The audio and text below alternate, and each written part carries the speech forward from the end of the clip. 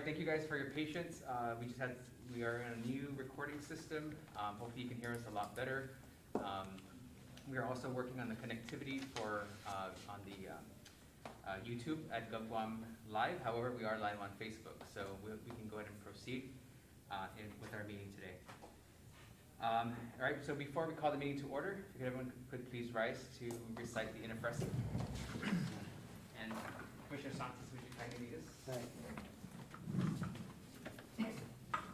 Inifresi, gini mas kakelo gino soko, mas kakelo ni coração, zani mas bigo na ni nasinaho, o fresa mais eso, para baio protege, jau defendi, ihinengi, cultura, linguahi, airi, hanam, zani tano CHamoru, irem sabko dalat sugiran sus bata, ko fit makilo ibeblia, zani bandera, ibandera gua. Viva CHamoru. Viva.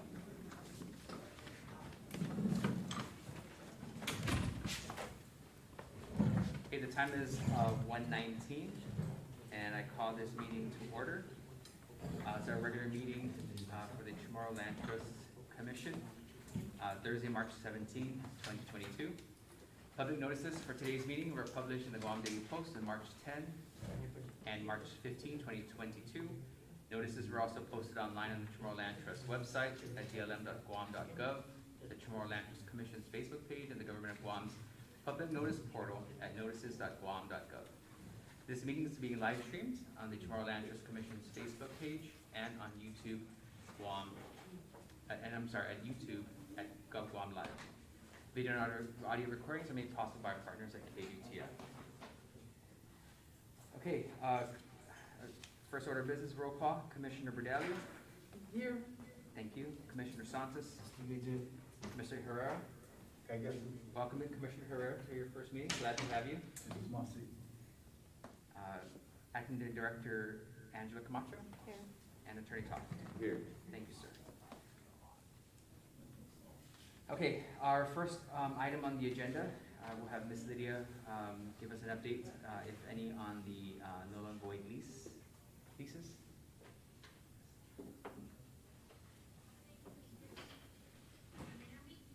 Give us 1 second. There we go. Try again. Can you go ahead and read us again? No, bro, stop. Read us from that side. Yeah, 1 second. That's where that feedback's coming from. Try again. There we go. Okay, Lydia, try again. It's a little? There we go.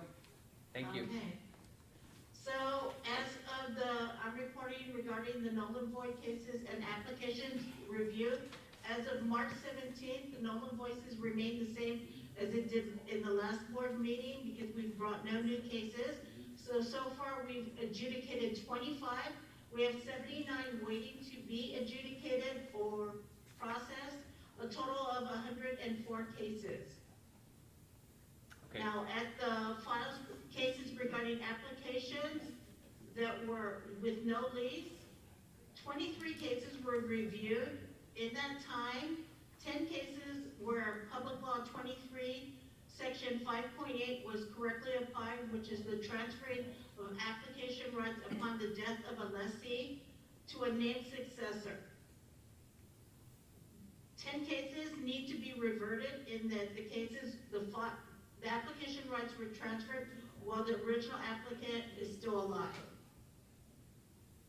And then we had 3 cases where there was an actual lease, and it was Public Law 23-38, Section 9.1, which is after the death of the lessee, a lease can be transferred. 3 of them were correctly processed, giving a total of 23 applications that were reviewed, plus the 187 from prior. A total of 210 cases have been reviewed. And that is the situation that we're at as of today. Okay. Thank you, Ms. Talu. And any questions from the commissioners on that update? Okay. No questions. Thank you. And then I know, Attorney Toff, we're still working on the SOP adjudication, correct? correct? That's correct, yeah, the AAA process for the proposed rules and regs, yeah. Okay, all right, thank you, sir. Okay, and Attorney Toff, just real quick, just a point of clarification, at least point of reference for me.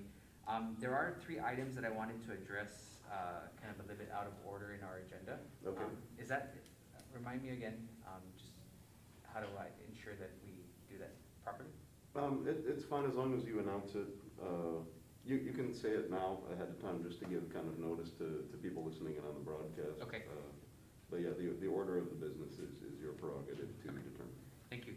Okay, Commissioners, since we've, in our last meeting, we had to table a few items. I did want to go through the old business. I think those were a few things that we could address quickly, and then we'll move into our new business with constituent matters. And for those listening, it shouldn't take us too long. I just wanted to make sure we can address these since we've tabled them a couple times. So, Commissioners, any objections to that? None. Okay, thank you. All right, and Ms. Joanna, so the first one in the old business I want to go through is the our 1995 applicant status, and I believe those are December 2, 1995.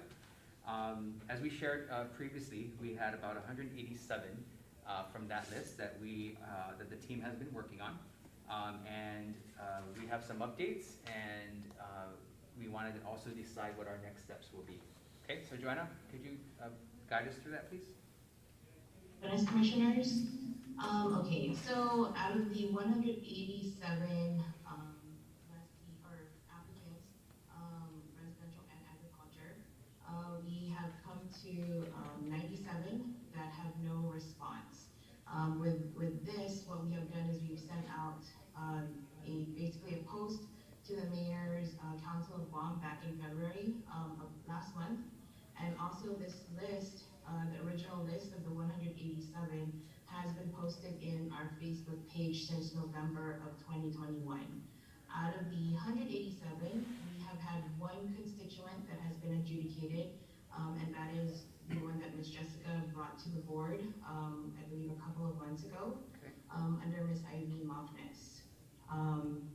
So with that being said, with all of the individuals that we have made the attempt to contact, or have had a response back to our office, we have advised them in regards to our Chapter 75A, Public Law 35-112, and also we are doing our best in assisting those constituents by, doing the research here through our John Bond files, also having them put together a family tree, and then also we have using our DLM resources such as the Land Web, or working hand in hand with ancestral lands. Also with that, our constituents may have to go through a genealogy request at MARC, and may have to get additional documents from vitals and statistics in regards to obtaining their birth or death certificates to show their relation to the original owner or occupier. Awesome, okay. Thank you so much for that update. So just to be clear, it's of the 187 is both agriculture and residential, correct? Yes, sir. Okay, and then with that, it's just 97 that has no response. Yes, sir. 97. Okay. Just mute PBS again.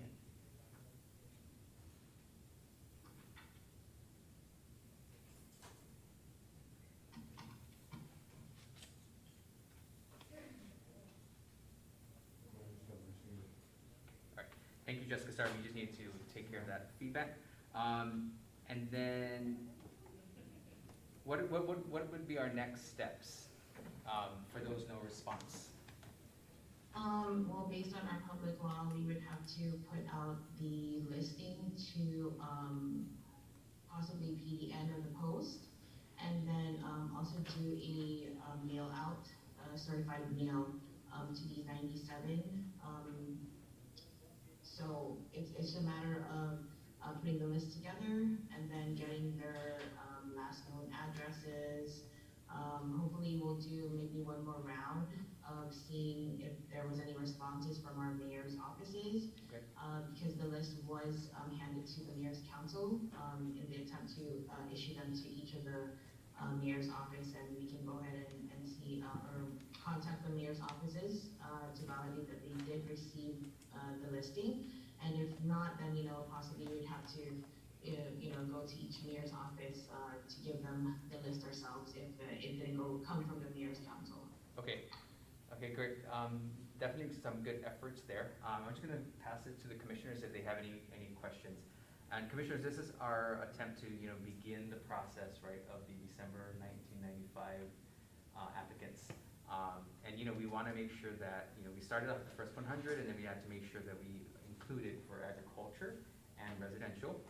And now the team's just making sure that they also do all those qualifications, right, given the new law. So any questions for the team on that?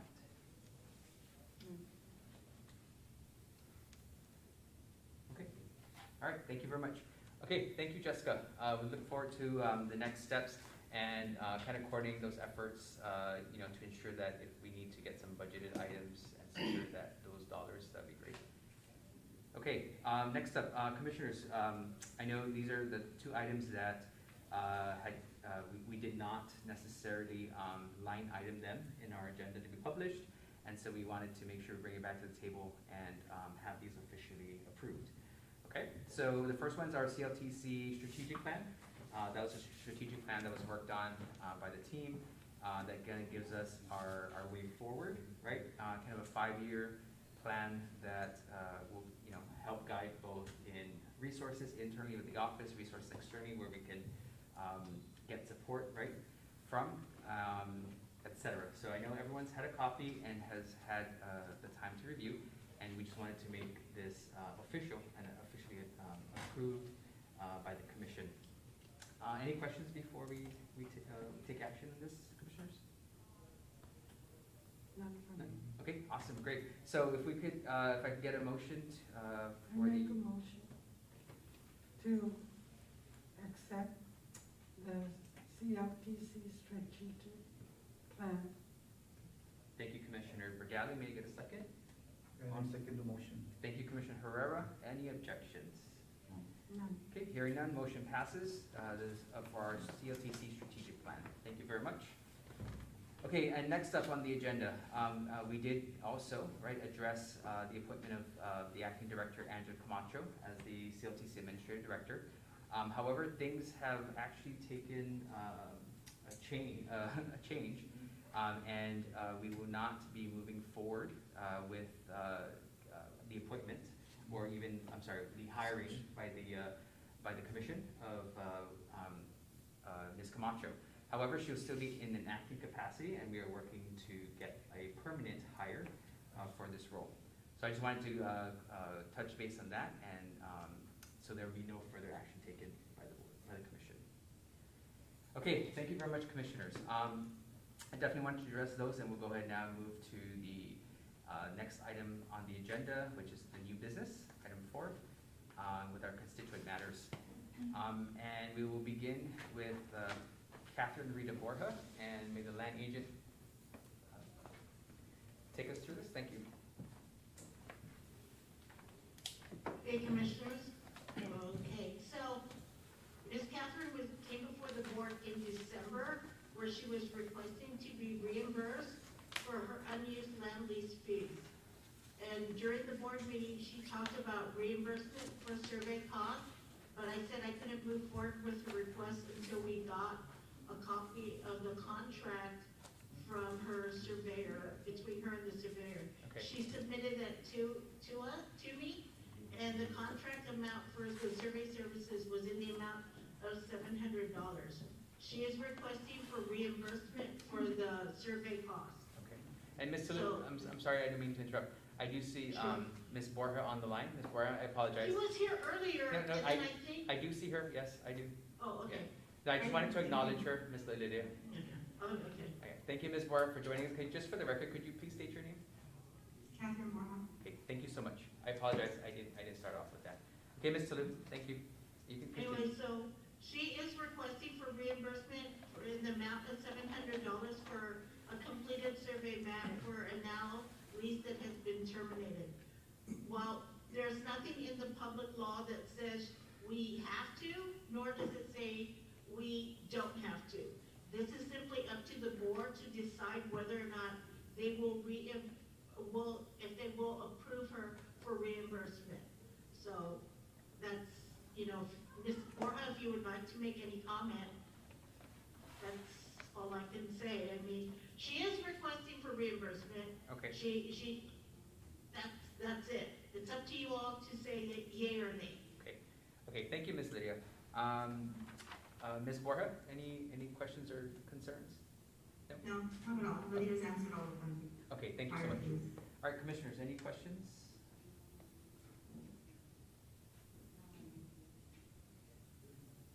None for me. Okay.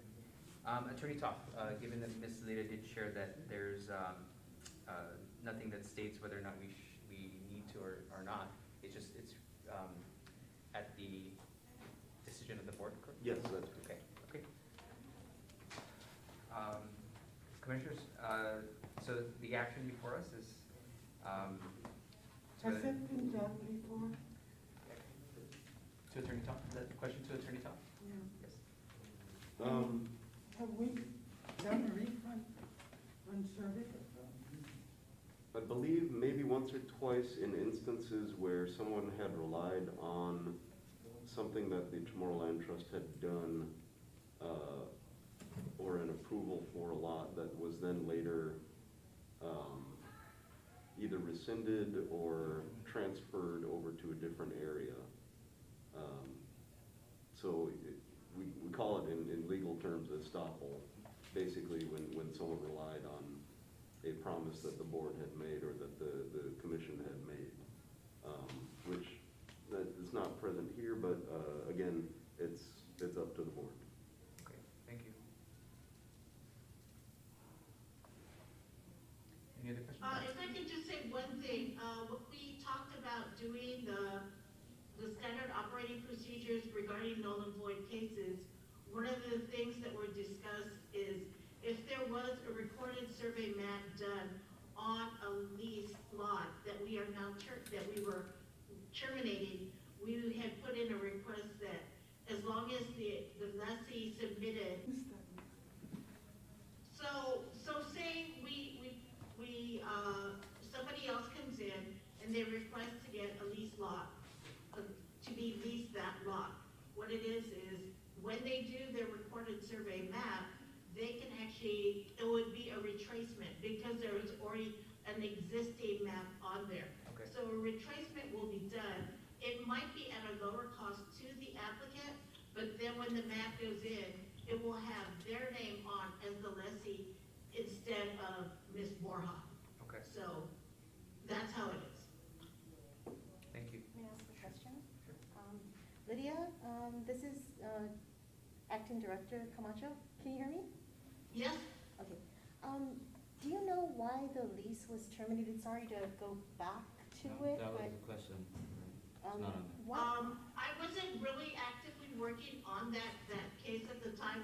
All I know is a request came in from Ms. Borja to terminate the lease, and the board approved it.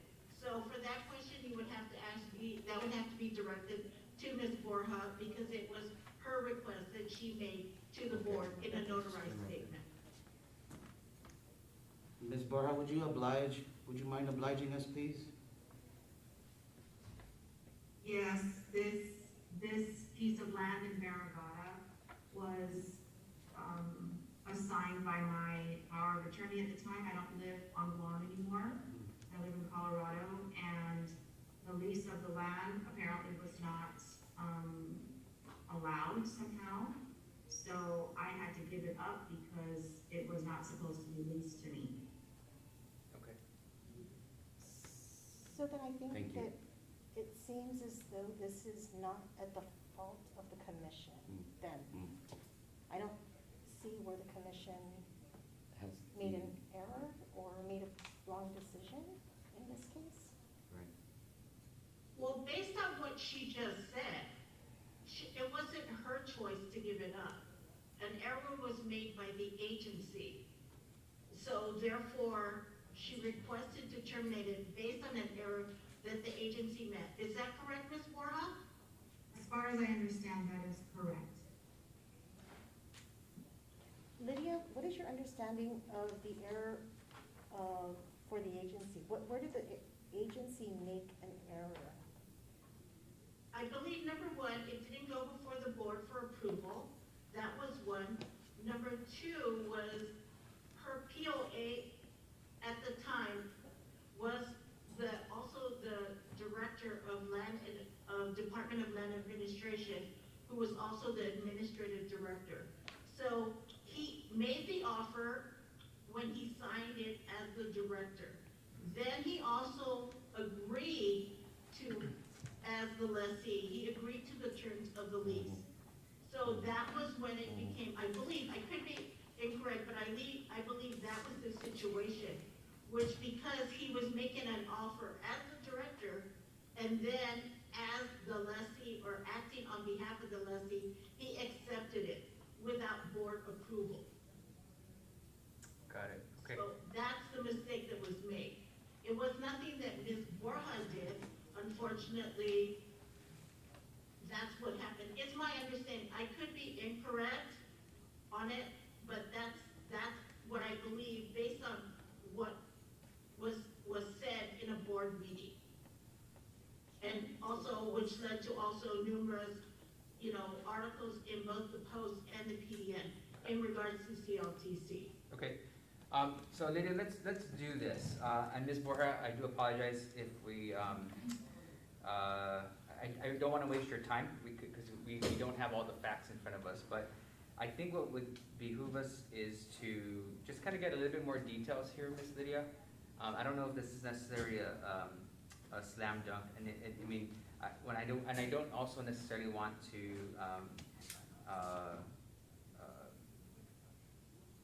go back too far in history. I guess Ms. Camacho's concern is whether or not the chain of events that had happened to issue the lease to then now with Ms. Borja returning it or canceling the lease and where we're at today, right? So maybe we should get a little bit more information from the file, if there's any, and we could address this in our next meeting. We'll just table it so that we don't waste Ms. Borja's time. Well, sir, I reviewed the file. Okay. And all it says in the file was the board received a letter from her requesting to terminate her lease, which the board accepted and approved the termination of her lease. Okay. But the results that ended up that she had to go, that the letter got issued because of what she was told. Okay. Because her then POA was also the director. He offered a lease lot, and he accepted it, all without board approval. Ms. Lydia, if I'm Yes. correct, was this at the December 2021 meeting? When they, her and her POA had come before the board? She didn't come before the board. What was presented to the board was her request to terminate Right. the If lease. if I'm correct, that was in the December 2021 meeting, correct? Let me just double check real quick, because I don't want to say yay or nay if I'm incorrect. If I'm correct, if I remember correctly, it was both of them who appeared, both on Zoom as well. Yes, I believe that's true. Right, okay. And that's a long time ago Well, already, so 3 well- months, it probably was around that time. Right. Just to point out that you guys were here and we did do the We did, termination, yeah, right? we did do the Right. termination, yes. Right. And I guess my request, Lydia, is if we can take a look at the termination letter. I think that may make a difference on the decision of the board. There is actually, okay, so here it is. Okay, so here's the letter that's addressed to Ms. Vega. I wish to decline the property assigned to me and terminate the referred residential lease and the addendum instrument number 914688 for the survey property which I completed and submitted as instrument number 914600. Upon the termination of the lease, I further wish to exercise my option to replace this declined lot with another available lot at the future date. This request is effective immediately. Please acknowledge receipt of the request and the declined property leased to me and provide all the details on proceeding to select another suitable property.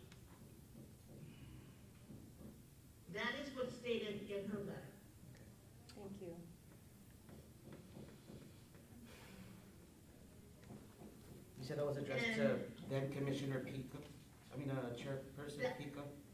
Yes, and so and this actually, the decision to approve her decline was in the May 2018 board meeting. So that was like 4 years ago. Right.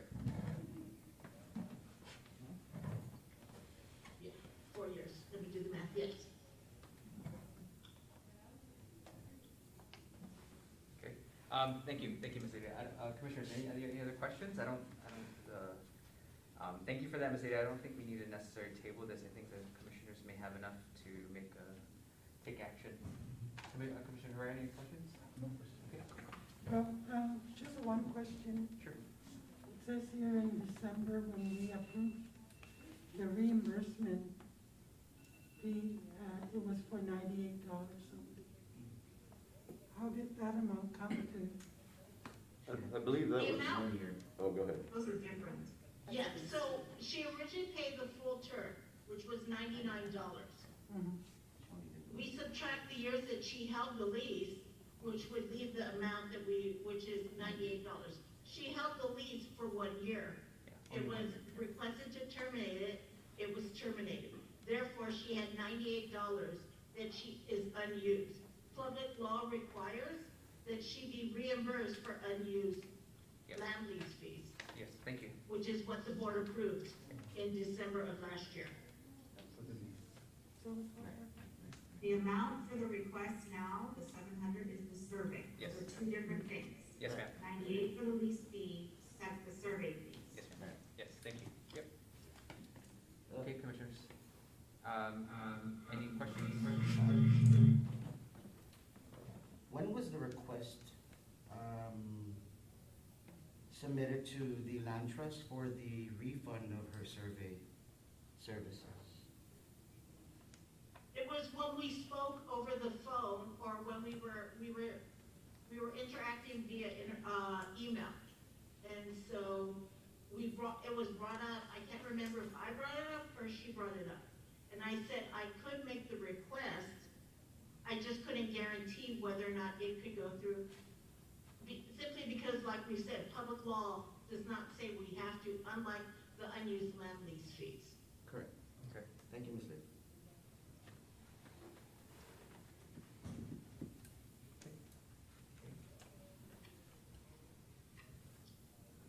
Commissioners, are you ready to take action on this one? yeah. Okay. I think maybe we can discuss it a little bit more, just to put into perspective whatever the outcome of the decision we make. You know what I'm saying? Yes. So,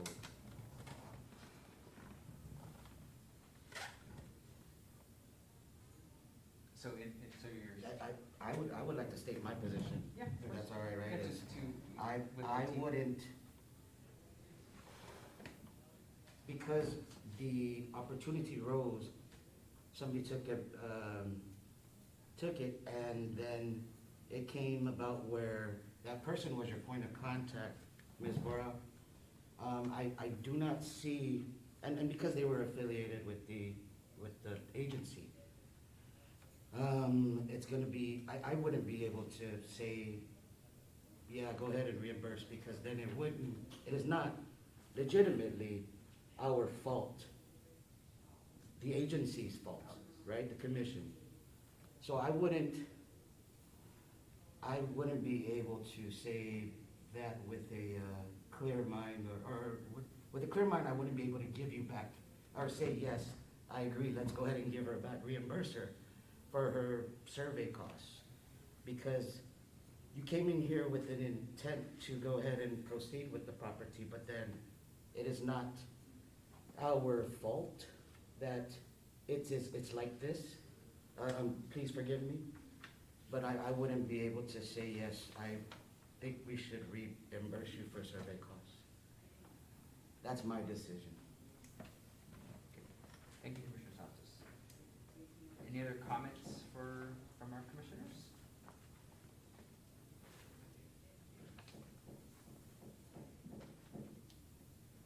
Okay. And commissioners, would you like to, we can take on the motion and then we can, Well, Take just the for votes. one thing, yes? um, The map can be useful for Chamorro Land Trust. It can be used like what Lydia had mentioned, a retracement map can be made with a different name, whoever's gonna lease this land. So maybe the person that's gonna get a retracement map can pay for the $700. That's all I can say. Okay. I have a question though. Sure. Can the commission request to be reimbursed from the person that receives the lease? Right. I don't know, I don't think there's any mechanism in place for that. So basically, we would have just paid for a survey. Yeah. And then they just pay the taxes right away because it's a surveyed property, correct? It's surveyed already, yeah. Right. We could benefit from it. The only benefit, I think, is that we get taxes right away, but to ask the next lessee to reimburse us for the survey, I don't believe we can do that. Mm-hmm. Right. Mr. Chairman, Yes. may I bring up a subject also this month? The survey has been done, it has been recorded. In the beginning of the program, since back in the 70s, right, it was anticipated that the trust was to do the survey for each and every property, Right. not the applicant. Correct. Right? And for the last 20 years, a lot of applicants that are in the fast track mode to get a property volunteered to pay for the survey. Right. If it's a small lot, it's maybe 700. Right. If it's a 10 or 20 acre lot, it may be $20,000. But the object of the program back then, since the legislature, was for the trust to do the To do the surveys and, yeah, correct. and some of the funds to make the survey was to lease the property out for commercial operations. Right. Correct? So, just to be humble about this, the job has been done by a registered land surveyor. It has been recorded and approved. And according to this number 2 item here, it was to place this particular lot to be available for lease issuance. Yeah, that'll be our next step. So this property is ready to go for the next interested person. Yeah. No, good point, thank you. Mrs. Bora here is willing to get another property. And if any other constituents would be interested in this lot, it's already recorded, surveyed, and ready to go. Yeah, understood, yes. Good point, So thank you. my point is to approve this reimbursement in my point. I respect Ms. Angela's point, and I can see her point. But the job has been done by a registered land surveyor, and the property is ready. Yeah. That saves the commission another 700. And then again, if you remember back 5-10 years ago, the Chamorro Land Trust Commission would give the applicant a list of 3, 5 to 7 surveyors. Each of the 7 surveyors have different costs and prices. If this 700 may be a cheaper price than a 1,700, Yes. that we don't know. That was beyond our control. That was the choice of Mrs. Bora. Yeah. So again, that was my point, is that the trust must be the supplier of the surveyor, not the individual applicant. Until so they choose. Correct. So Understood. Yeah, good point, Commissioner Herrera. Thank you so much for that. Let me just ask, real quick, Mr. Joey Cruz. Again, whatever the board decides, if they decide for reimbursement, are we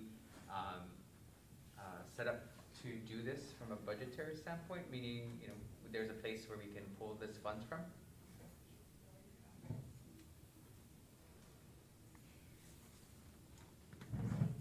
No, his mic doesn't work. Ms. Sandy, did you bring up the 7 years, were we talking about the 7 years, and then Commissioner Herrera, did you also hear that? And are you aware of these 7 years, if we do the survey, then they start paying taxes? Oh, after the 7-year survey? No, so if, commission and the trust provides the survey and the lot, Yes. then as soon as the lessee is awarded the lease. On day that's one. that, yeah. And then if they do the survey themselves, Yes. they have the opportunity, they are awarded less the 7 years. Oh. After the 7 years of that, then they start to pay the taxes. So That's they're waiting that's to pay the- the taxes for 7 years. Yes, you're saying? There- there's a reprieve Right. because you did the survey. Okay, So right, for- right. For this one, if they were to issue the lease and it's Right. already surveyed, then they automatically pay Okay, taxes, which, so- net, so- net it's a win-win for Yeah, them. so let's do the math on this one, right, on this partial, right? What's the annual tax for this partial? Yeah, that's a good question. Are we aware of that? No, We have what's the any size, is less than 929? What's the size of the partial? Roughly. It's located in Baragana Heights, Oh, this is the Barragata Heights, property that's being discussed. the Ocean View, I don't know if the view is ocean view, It's but nice up No, there. no, It is not, it is not an ocean view lot, I can tell you right now. okay, so this is the It's not an Barragata ocean Heights, view you lot. know, scandal that we were talking about? it was one of the cases in the Baragana Heights. Okay, got it, all right, so, not to argue the point, what would be the, annual land tax fee? We can Undeveloped, no road, We can assume it Yeah. may be 200 to 300 maybe because of the location. yeah, just to support Ms. Angie's, We've seen for the the 7 years. 2-acre property, I think in Challen Emsley, we assess, real property taxes annually at 300 or $400. So Ms. Borja's land lease is or her previous land lease was for half an acre. Half an acre, But because of the location, it could weigh differently. okay, I understand. Okay, that's, So Joey, given that if we do decide on this, there is a fund that this comes out of, correct? Yes, there is we could, conduct the reimbursements. Although, you know, in our act, it does say that if a constituent should want to terminate their lease, we do reimburse them for the lease fee, like Lydia had mentioned, and the cost of the house. That's all. Okay, It's not to say to do or not to do, but that's just, what's in the chapter 75. If a lessee should choose to terminate, the commission is liable to reimburse any unused lease payments. And if there's a house, the cost of the house.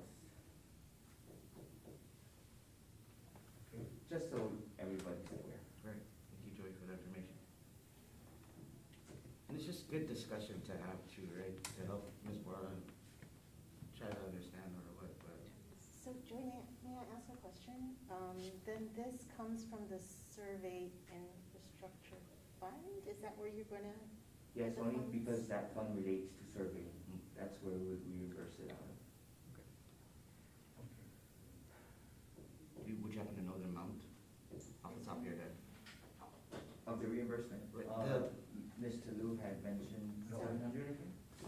no, I no, guess- Yes, sir, What's in the 700. I guess maybe what we have in the fund, is what I'm asking. Oh, No. off We the have top a- of my head, And then are there can we foresee any other situations like this? Are we setting a precedent that, other, lessees that terminated their lease can come before the board and request for, reimbursement for survey funds? There is a possibility. I mean, we had constituents coming here to request for the reimbursement of their real property taxes.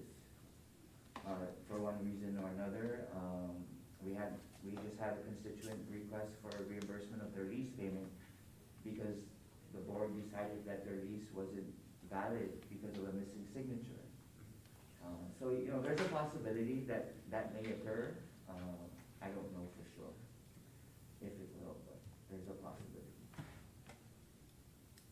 And to answer your question, I think it really actually also depends on the lessee, because I have taken a case to the board for where the lessee requested to terminate the lease. They paid their 99 years, they paid for survey costs and all that, but at the end, after getting the lease, they decided not to. When I brought up reimbursement of land lease fees required by the law, they didn't care. They just wanted to get rid of it, be done. They wanted it terminated, they wanted to sign the papers, they were leaving off island, and they didn't want anything left for them to worry about. So they never made, when I offered, they never requested, so I said at any time you wish to come back to us, we can take it before the board. The public law allows you to get reimbursed. They never requested for reimbursement on the survey.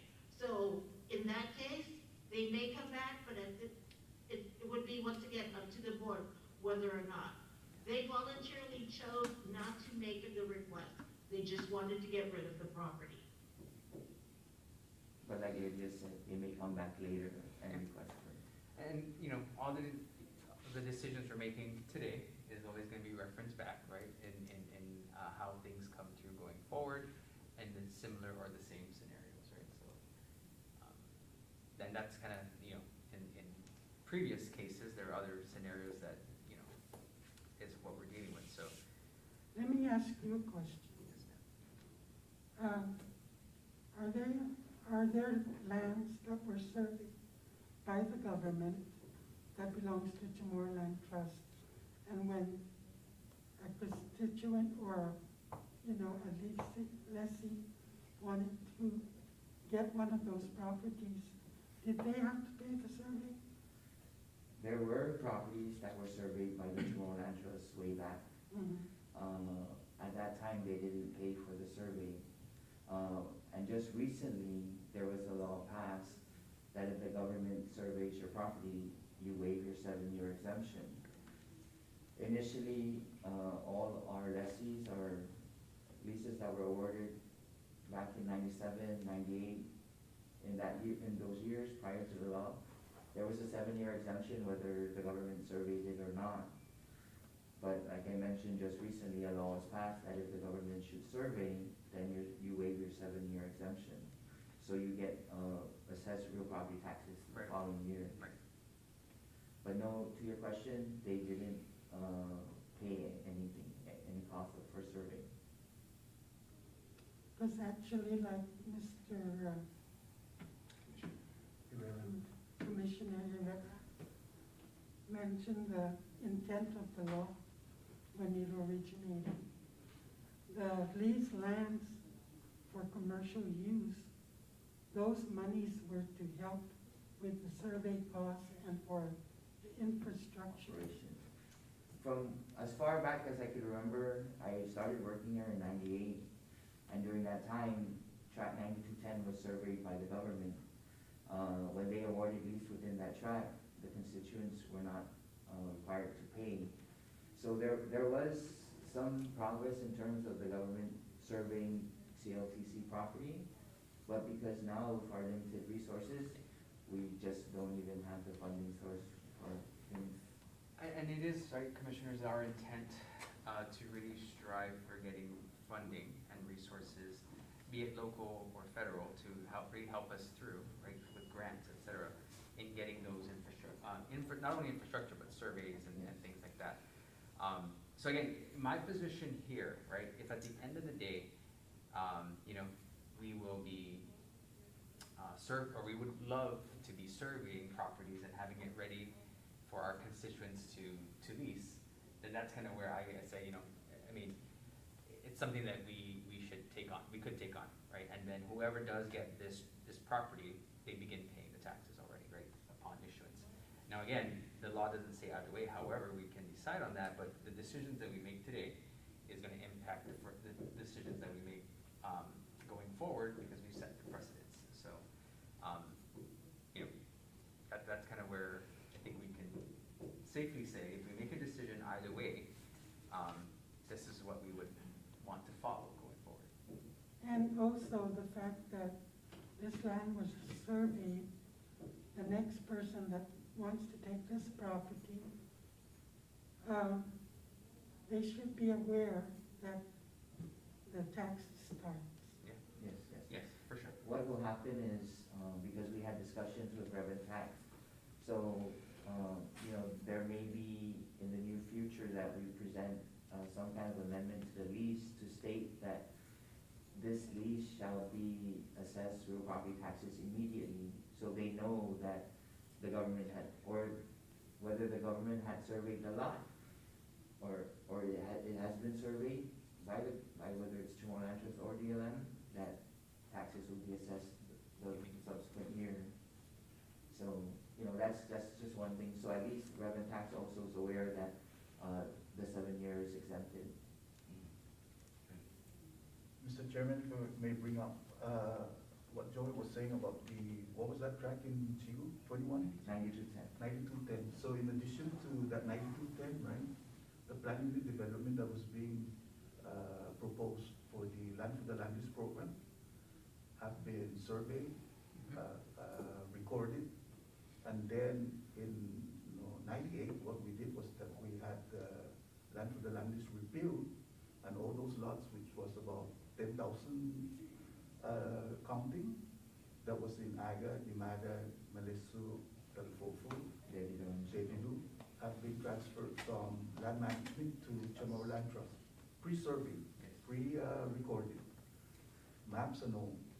So, To Mr. Herrera's comment, that's why we're facing an issue with track 1022, because it was surveyed for the landless use, which was surveyed at 464 square meters per lot. Now we're facing, because of new laws and the requirements for wastewater and stuff like that, they're unusable. So that is one of the reasons why that track 1022 is one of our priority tracks, to try to obtain federal money to install water and wastewater so those tracks become usable. And like we mentioned in the past, if we're unable to complete the installation of wastewater, then we're gonna have to relocate 300 people out of the 406 leases we use. Because one lessee will occupy 4 lots. So, you know, we're gonna have to relocate 3/4 of the lessees that we've awarded leases already. So, you know, we're addressing those issues about water, wastewater. I don't mean to go off track, but we are working with RCAC, USDA, Bureau of Statistics and Plans to try to obtain federal money to address any current issues related to wastewater or the installation of infrastructure. So that's where we're at. All right, thank, May I just, one more question for Joey? Maybe just to give us an idea on the financial stability of the agency, right? Commercial leases, how would you describe it today? Because I don't think that we can count our eggs on prime properties that currently are not leased. Let's just talk about what we have in our books as far as commercial leases. So can you just give the commissioners, because that's where this funding is gonna come from? In terms of the survey and infrastructure fund that would pay for the reimbursement to Ms. Dora if decided today, the U.S. Postal Services had not renewed their contract, which ended on February 28th. The only revenue generating lease now that is deposited to the SID fund is the GTA Submerge and PD, which is, I believe, $5,500 a year, if I'm not mistaken. So that's where we're at. The newly signed GTA Submerge land lease, no payment goes into effect until the cable is operational. So that could take a year or two. So although we do foresee revenue to increase, although unfortunately we cannot use it or recognize it or put a lien on it because it hasn't happened yet. It's not immediate. Joey, the survey monies, we can't touch unless it has to do with survey. The survey and infrastructure fund is restricted to surveying, land registration, the installation of utilities. So those are the only 3 that I can, and I believe that's the only 3 expenditures that can be used towards that fund. which this would apply, if Yeah. the commissioners decide. Because it's It's survey. survey cost or survey reimbursement. source has been identified, again, just wanna make sure it's clear for the commissioners, the funding source has been identified, or can be identified. Yes. And the year, you know, for this particular one, if the commissioners decide, there is funds in there to reimburse. Yes. That is obviously not budgeted, but it's there. It's, and just like every other reimbursement that happened in the past, we'll record it in the books as a reimbursement. Okay. Okay, commissioners, I think we've kind of come full circle, and any other questions? Yeah, Mrs. Borja mentioned about coming back, if she does come back, her application is still available? Ms. Lydia? I believe so. Yes, her application still remains active, where she just terminated her lease, Yes. which means she can get another lease, Right. provided she qualifies under the new rules, which we're currently working on. And- So, Yeah, so Ms. Lydia, just to clarify, sorry, and she remains in her place in line, correct? yes, sir. Okay, yeah. So everything stays as is, yeah, Sorry, let me turn the camera on. no worries. Okay, commissioners, any other questions? I have a question. Yeah, no, for sure, yes. Commissioner Vidal. If the board does not reimburse her, she can have credit, the $700 Credit to what though? to the next property she comes back. We don't apply credit. But, you know, in the past, what had happened, and I'll give you an example, like for cocoa recycling. The board in the past had requested cocoa to recycling to clean up all the junk material in, where the Delito transfer station was. And in return, what the board did was give cocoa recycling a credit. You know, I'm just not sure what kind of credit you're gonna apply to Ms. Bora if she should get a lease later. Because the only thing she's gonna have to pay is $99 unless she pays for another survey.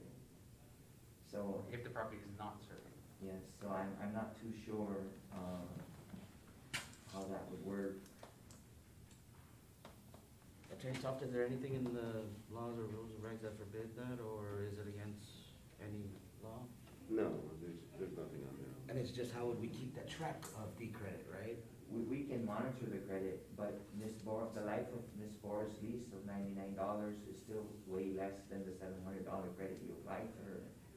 So either you give her a credit of $99 and reimburse her $601, or, you know, the amount she paid is far greater than the value of her lease is worth in terms of the dollar a year.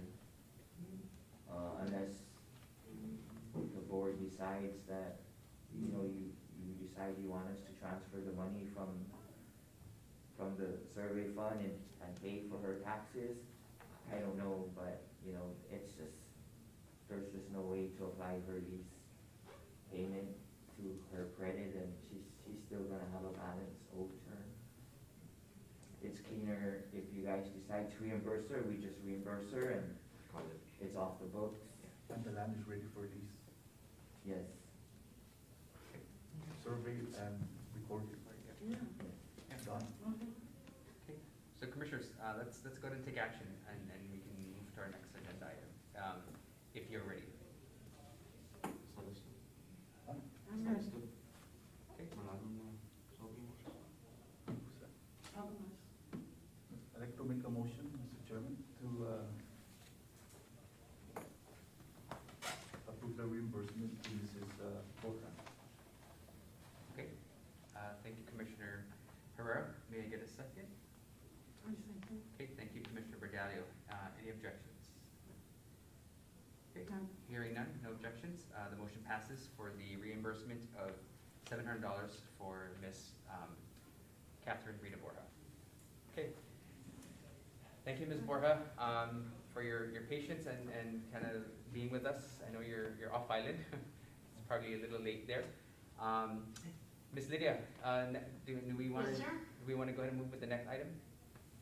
Yes, Johanna made a point that when we moved to request to place, track 9, block D, lot 3-4 in the municipality of Barragana to be available for police issuance is for the next person on the waiting list, not for relocation. Correct. Therefore, we can move people along, because if anybody's monitoring, we don't want somebody to come in and say, oh, I have a lot and I want to relocate over to that Correct. lot. So- It needs to go to somebody who is on the waiting list. A December 2nd, 1995 list applicant who qualifies under the act. Okay, so just the clarifying point here is issuance of lease who are for a applicant on the waiting list.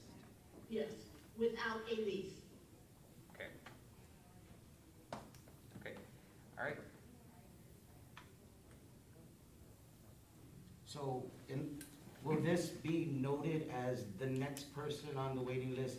They are automatic, they will be initially informed of this property available?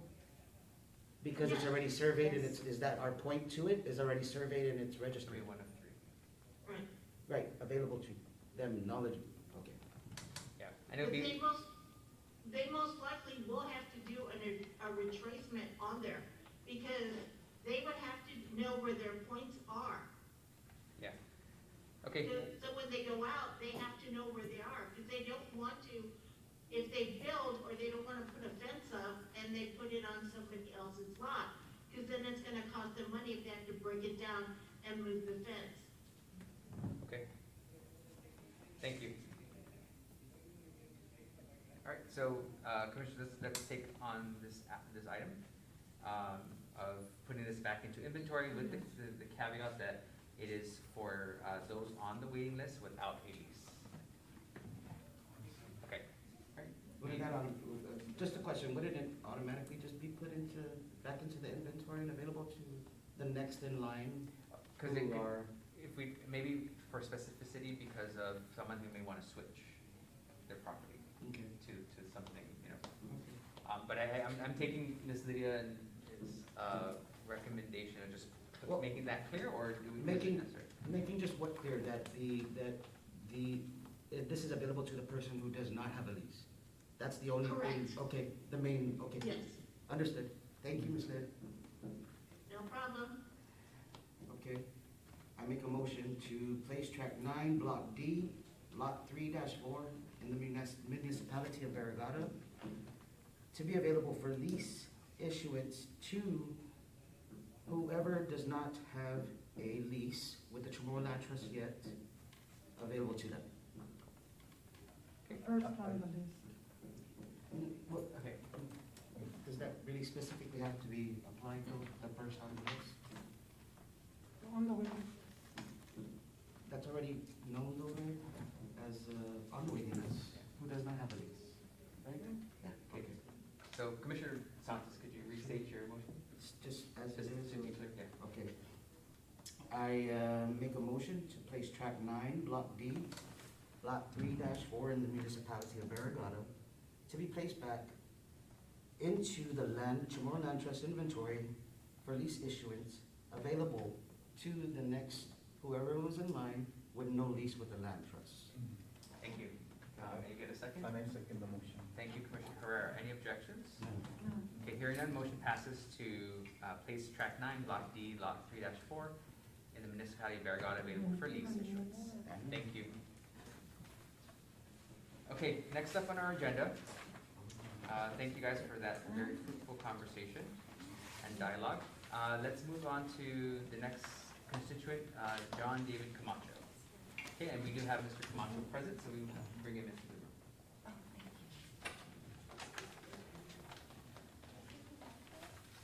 And just to confirm, Ms. Walker is left, all right, okay.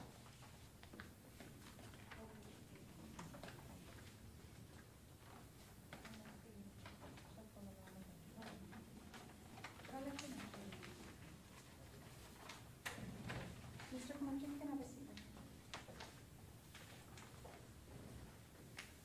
Afternoon, Mr. Camacho, thank you for joining us today. Today, And for the record, sir, would you kindly state your name? my name is John David Camacho. Camacho. Thank you, sir. All right, please have a seat. Okay, and our land agent today for this case? Me. Okay, thanks, Joanna. Okay, buenas tardes again, commissioners. Before you, we have Mr. John David Camacho. He is a residential lessee. Our issue here is that Mr. Camacho has two active leases, corrective measures to obtain a correct lease. Based on the findings, Mr. Camacho actually was issued two leases, one being that his original lease was under the 9210, and that was a signing in 2003. However, he was relocated to a lot within the Sagamonadzin in Benedict, and he then was issued a different date for that area. So I'm requesting that, with Mr. Camacho, he was originally issued a lease with a portion of track 9210 Gigo and later relocated to a portion of track 1113 in Benedict. The CHamoru Land Trust Commission Office issued Mr. Camacho a new lease with a new lease date versus an addendum residential lease reflecting his newly assigned lot and retaining the original lease signing date.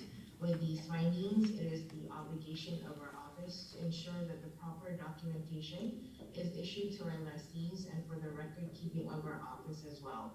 It is at the discretion of the COTC board to approve the request based on the findings attached in this report. I have attached the Exhibit A, which is the first lease issuance under Mr. Camacho, as well as the second lease in Exhibit B, and that is the current standing lease under Mr. Camacho's name. So in moving forward, our request is to terminate the residential lease under instrument number 893226 under Mr. John David Camacho for lot 2, block 13, track 1113, Dedido, as well as a request for the official lease recording from the Department of Land Management for Mr. John David Camacho reflecting his assigned lot on lot 2, block 13, track 1113, Dedido, and reflecting his original signing date of July 15, 2003. Okay. Thank you very much, Joanna. Commissioners, you can take the lead for the questions.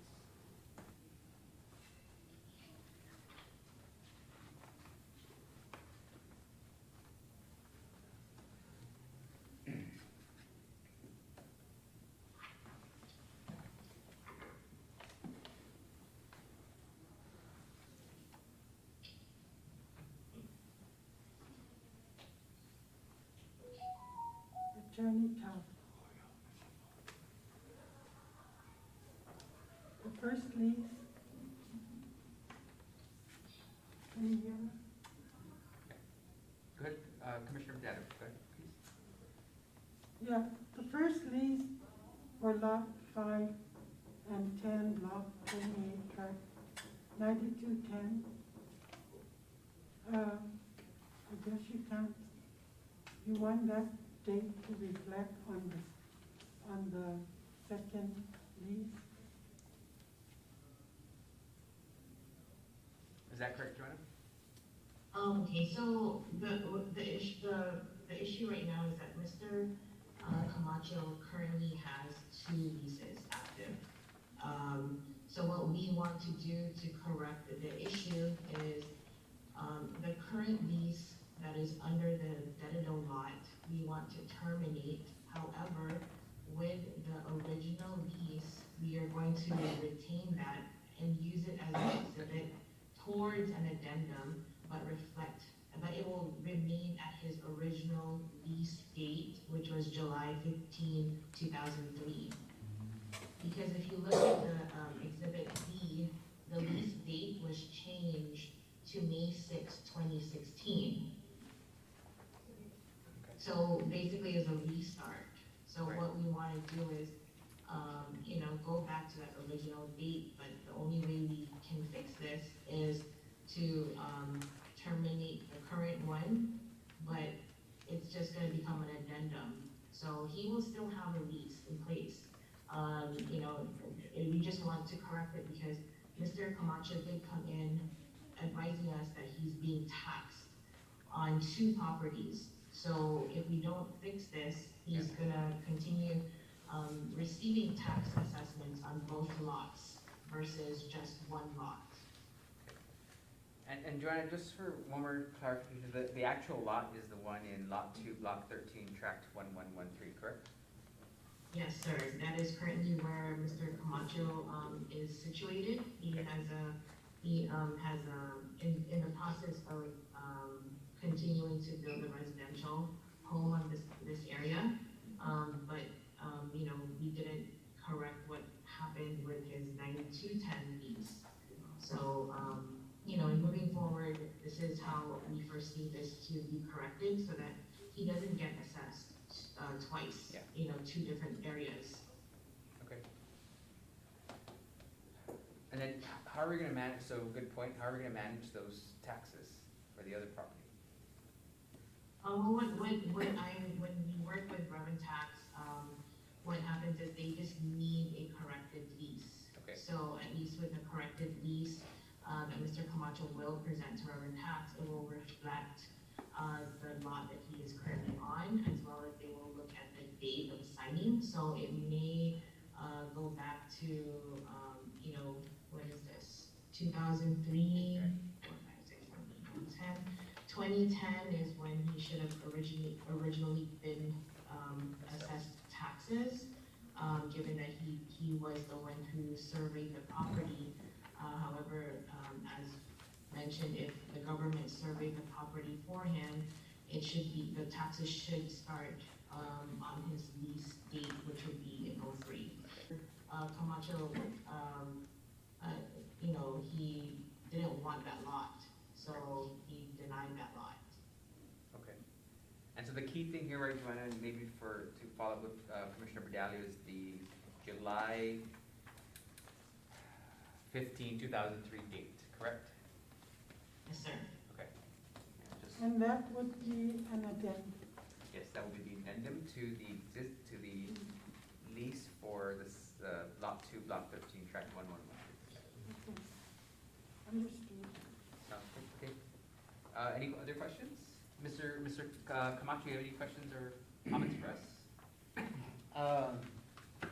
Just as I was surprised that, now I'm getting taxed for both. When we did the procedure, I had to give up that to get what I got now. And then all of a sudden I received both taxes, which I got copies here, Okay. which I paid for the present, but the past, up there, Reverend Act, they said, no, you don't need to pay for that, but this is what you got now. So I'm like, okay, so where do I stand here? Then, now this comes up, and I'm like, I'm surprised the past, administration did not correct that problem, because I had to give up that to get this. But then now they're saying I gotta pay both taxes, so if it means from the present to be taxed since I first got the first lease, I can understand that, because I'm leased. Yes. Yes. 2 different places, but I don't even know somebody's already occupied that property, but I'm not gonna pay for something that's already supposedly cleared in order for me to get where I'm at in the present. And I Understood, got sir. my outdated taxes, so, Okay. for the present lot. Yes. And Joanna, you have copies of that, right? We're good with that? In terms of the tax Yeah. payments, I believe I would just get a copy from I'll make a copy from Mr. Camacho for record purposes. Okay, awesome. Okay, Attorney Top, anything here that stands out? We're good to go? We're good to go. Okay, all right. All right, Commissioners, would you like to take action? So And may I get a motion? he doesn't have to pay for the 90-10. Correct. He never paid. No, I never did, ma'am, because Okay, I was good. told I didn't have to by Reverend Tax himself. And now we're just gonna clear it, so there's one that doesn't generate under Mr. Camacho. Please. Yes. Okay. Any other questions? Sina? Excuse me. Okay, if we want to take action? Sure.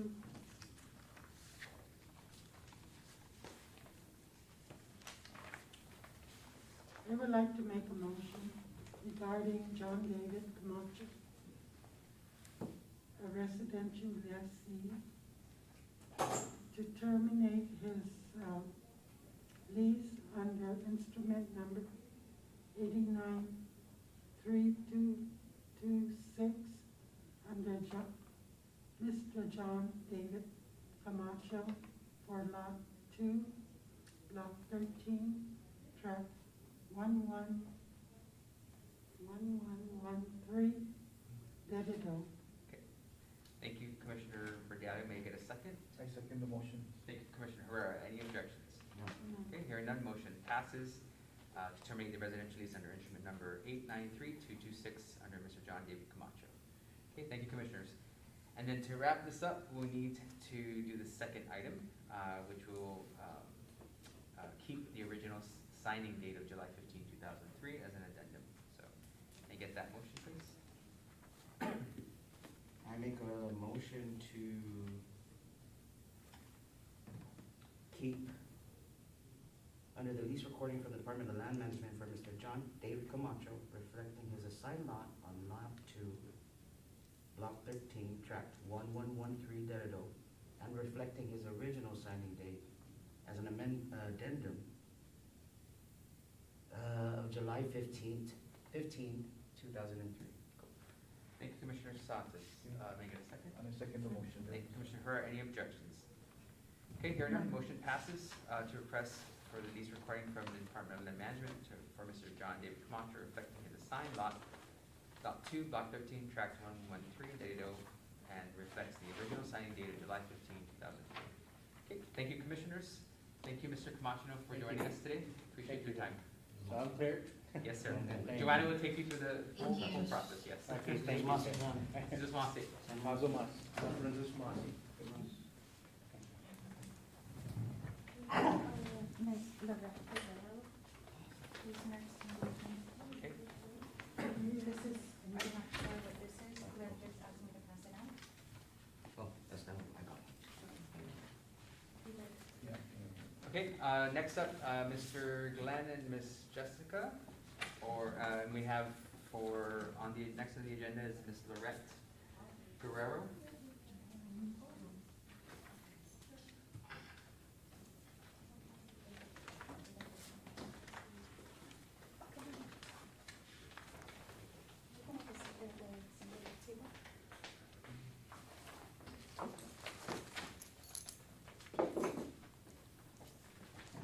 Hi, good afternoon, Ms. Guerrero. Thank you for Hi. joining us Good today. afternoon. And just for the record, would you mind please stating your name? Yes, let me just shut up my phone. Lorette Guerrero. Thank you. Okay, and I'll pass it over to our land agents who will take us through. Okay, Commissioner. Okay. Good afternoon, Commissioners, Mr. Chairman. My name is Glenn A. and A2 of CHamoru Land Trust Commission. We have Ms. Loretta Guerrero, who is present this afternoon, requesting a few minutes of your time regarding the authorization for residential lease located at Lot 19, Block 9, Tract 15213, Manila. And I humbly ask the Commission if you could allow Ms. Guerrero this opportunity to speak before you, addressing her concerns, please.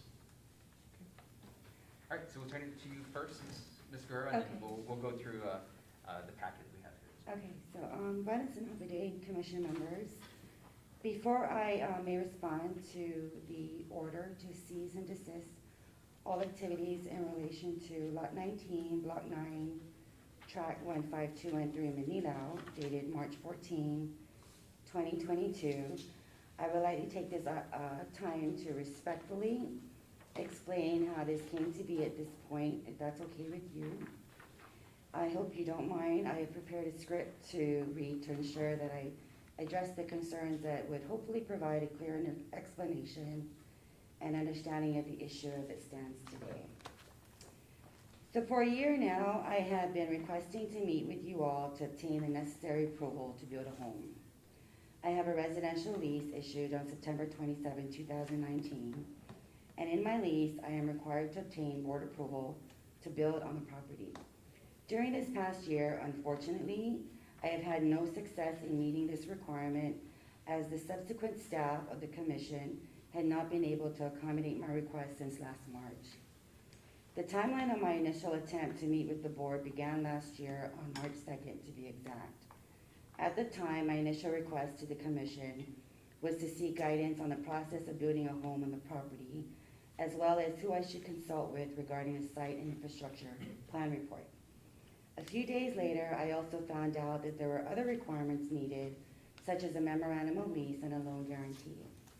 These documents, according to Guam Housing Corporation, are necessary to have moved forward with the Department of Veteran Affairs construction home loan application through the Native American Direct Loan Program.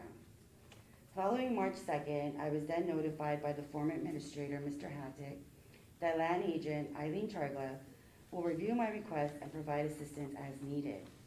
Later, Ms. Chargleff responded to my request, advising that these matters required a meeting with the board and that she will work on my request. She also mentioned that I would need to submit a loan pre-approval prior to meeting the board, which was then emailed to her sometime late April.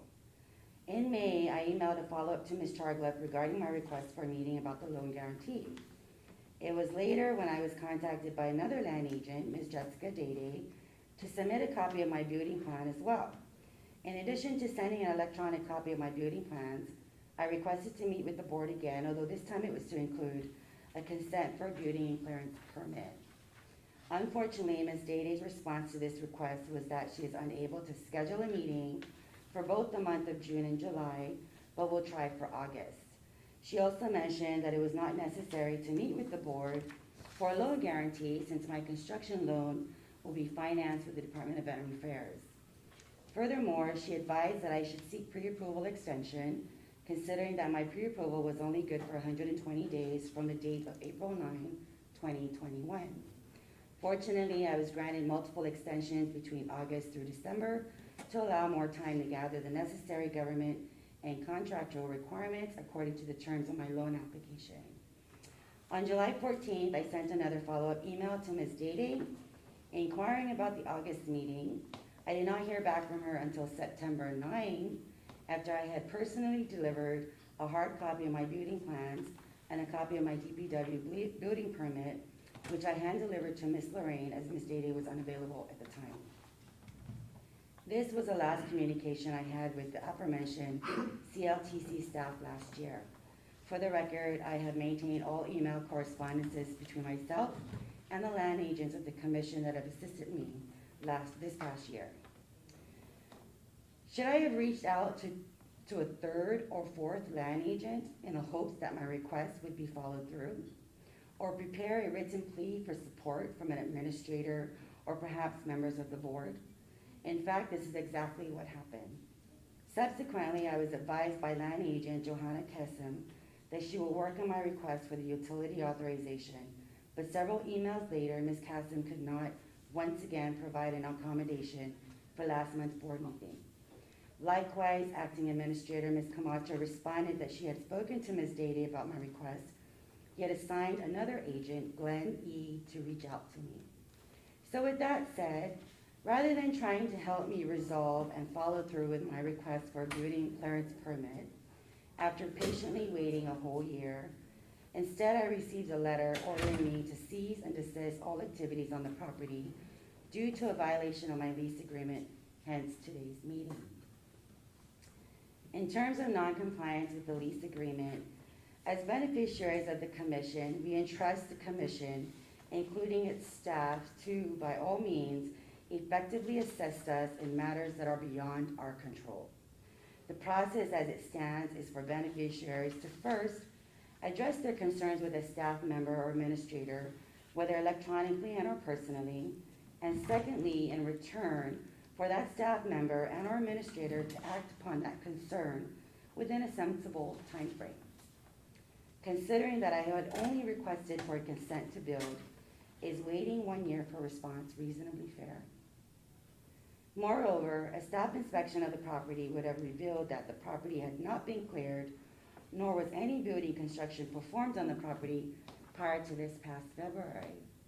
I have taken pictures on February 10, 2022, of what the property looked like prior to the commission's staff inspection. And from these pictures, with the exception of breaking ground, that there was no other construction means existing on the property.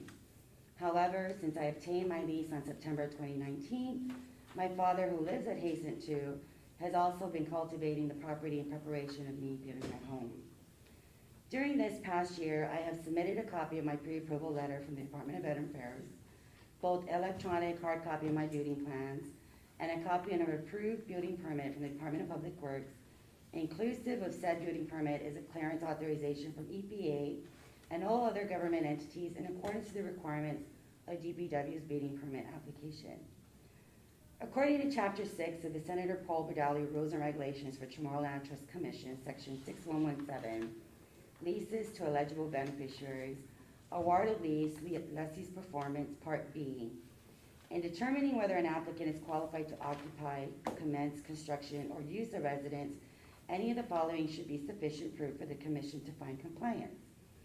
Approved loan or financing for the construction of a residence, or a conditional letter of intent or the equivalent, or contract between the applicant and a construction company, or equivalent evidence of the applicant's intent and ability to construct a residential dwelling. In a time frame of 9 months, I have managed to secure a home construction loan with the Department of Veteran Affairs, and it was only this past December that the VA granted a final approval for a construction home loan.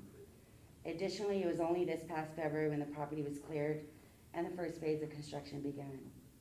I find it strange but not surprising that the commission would cite a violation of the conditions of my lease per section 7.5, and I quote, "Lessee shall submit to the commission all plans as to the design, materials, and probable value of the structure he or she intends to build on the premises. Lessee shall not begin construction of said structure until he or she has received the written approval from the plan from the commission," unquote. However, failed to address section 23 of the said lease agreement, and that says under the consent and approval, and I quote, "Whenever lessor's consent or approval is required under the terms of or in condition with this lease, such consent or approval should not be arbitrarily or unreasonably withheld," unquote. Does the law and the conditions of the lease only apply in one direction, whereas the lessees are expected to adhere to the lease but the commission is not? Subsequently, I have watched several video clips of previous board meetings that occurred over several months last year. Like me, other constituents have made the same request and in no time are granted permission. In fact, there was a clip that took, give or take, 20 minutes for the board to review the documents and plans of a constituent's request. I have done my research and made several inquiries and have learned that in just a matter of weeks from when a constituent made the same request, that he or she was able to meet with the board not long after, even in the same month. Perhaps my request was dismissed, muted, or whichever, or perhaps I was referred to the wrong land agent. I really don't know or understand how and why it took for a violation to finally meet with the board today. I believe that had my expectation for a meeting with the board been respected last year, the fact that I am here to address the violation of my lease would not have had to happen. In conclusion, I respectfully and humbly ask for your consideration to withdraw the order to cease and desist, but more importantly, your consent on my request for a building and clearance permit, along with an authorization to apply for utilities to avoid any further delays in building my home. Thank you for allowing this opportunity and for your time. Thank you, Ms. Guerrero. I appreciate your time with us today. A couple of things I'm gonna just kind of take us to kind of start with is I'll pass it back on to the land agents to kind of walk the commissioners through this, right? Understanding that the request today is to address the cease and desist, which was just issued on March 14th, as well as I want to be clear, it's the utility authorization and the Permit. property and excavation permit. Building Okay, Mr. A, is that, did I summarize that, what the need is for today? Yes, Mr. Chairman, initially, like you just mentioned, the request actually was the request for a UP authorization from Ms. Guerrero, and in proceeding to her request, we had a land agent sent out to the premises and just to do a site, field rather, inspection in the premises, only to find out that there was an ongoing construction activities within the premises, and which involves digging of building foundation structure and placement of a septic tank on the premises. So when that was, you can see that in the photo that had submitted. There's a photo of the construction site that was constructed, and looking back on the records, I was looking to see if any written authorization from the board was authorized rather to proceed with their building structure, but I found there was no authorization from the commission to proceed with her construction.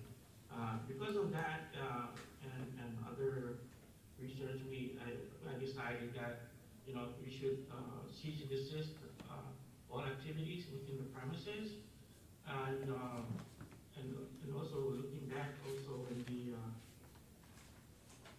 our email correspondence with our land agents. If I may mention a few, maybe 5 or 6 emails. I believe we just handed out a staff report with the chronology email, just handed to you. Okay. And a more updated one. Some of them was mistakenly omitted from my original staff report, but they're all found in the exhibit. If you have any questions, they're all based on the exhibit or emails correspondence with our staff. So actually, what I wanted to point out, since Ms. Rose said she started in March, but moving forward to May of 2021, according to, this was sent to from Ms. Burrito, according to my contractor, he advised COTC provided approval application for building permit, letter to DPW, and approval for application for clearing and grading, clearing permit, letter to EPA. Another letter from, in response with Jessica dated May 5th, 2021, she mentioned that those authorization required board approval, as well as I'll put out the building plans that you sent out, and it's not illegible. Please provide our office a legible copy. Again, another on May 26, 2021, Ms. Guerrero emailed to Ms. Beatty, stated that she's in the process of obtaining a construction loan with the Department of Veteran Affairs. My pre-approval, as you can see in the letter, is only good for 120 days from April 19, 2021. Without approvals, letters from DPW or EPA, along with loan guarantee, I will not be able to move forward with construction requirements. The delay not be able to move forward with construction requirements, the delay, will further hamper my ability to close my mortgage application on time. Same day, again, this Day email back to Ms. Guerrero. I understand that your request is sensitive. However, you may request for extension from the Guam Housing Corporation. The agenda for June and July is full. On May 26th, Ms. responded today to every mortgage in VA is not Guam. It's with VA, not Guam Housing. Guam Housing does not have authority to grant exertions. So,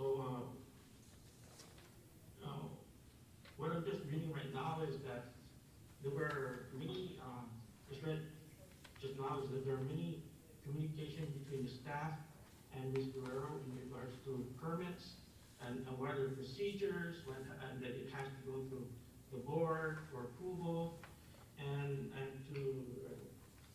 later on in my findings, only to find out that a building permit was already, was completed on August 27, 2021, and a building inspection permit section of application was already initiated on May 26, 21. And this was during the time of the communication.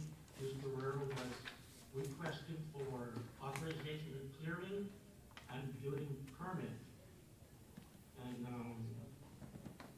so one of my questions that I have right now is that let's see, so you already have a building permit and clearing grading permit. What is it you're requesting from them today?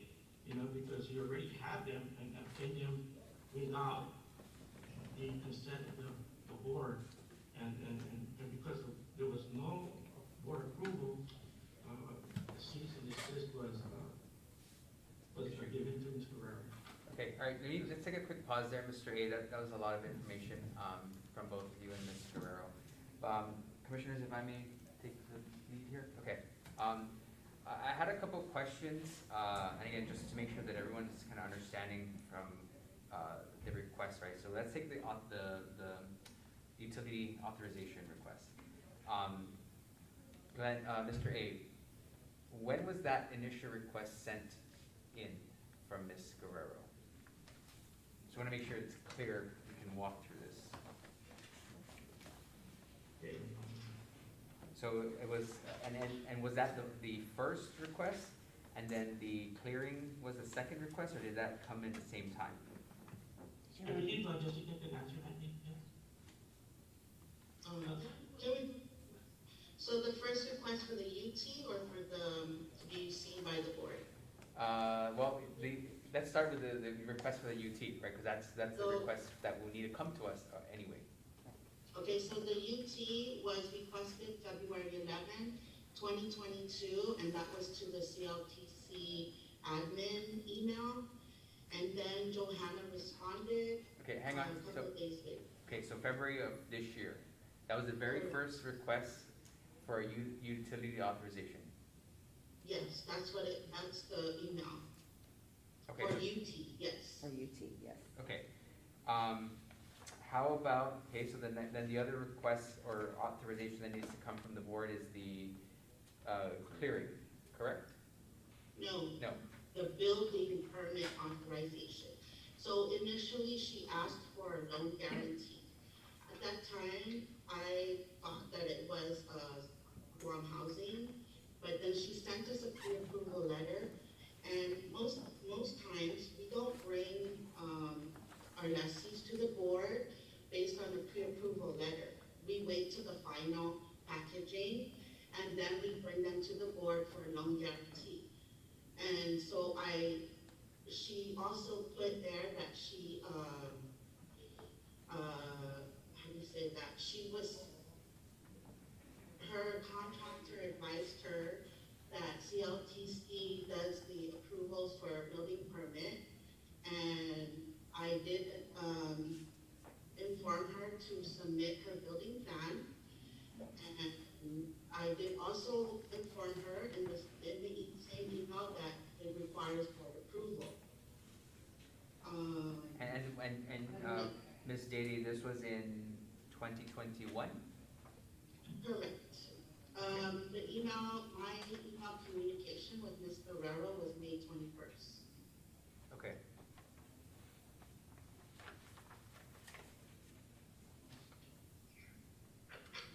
I did also on May 25th of 2021, she sent the proposal via email. However, it wasn't legible, and I did request for a legible copy.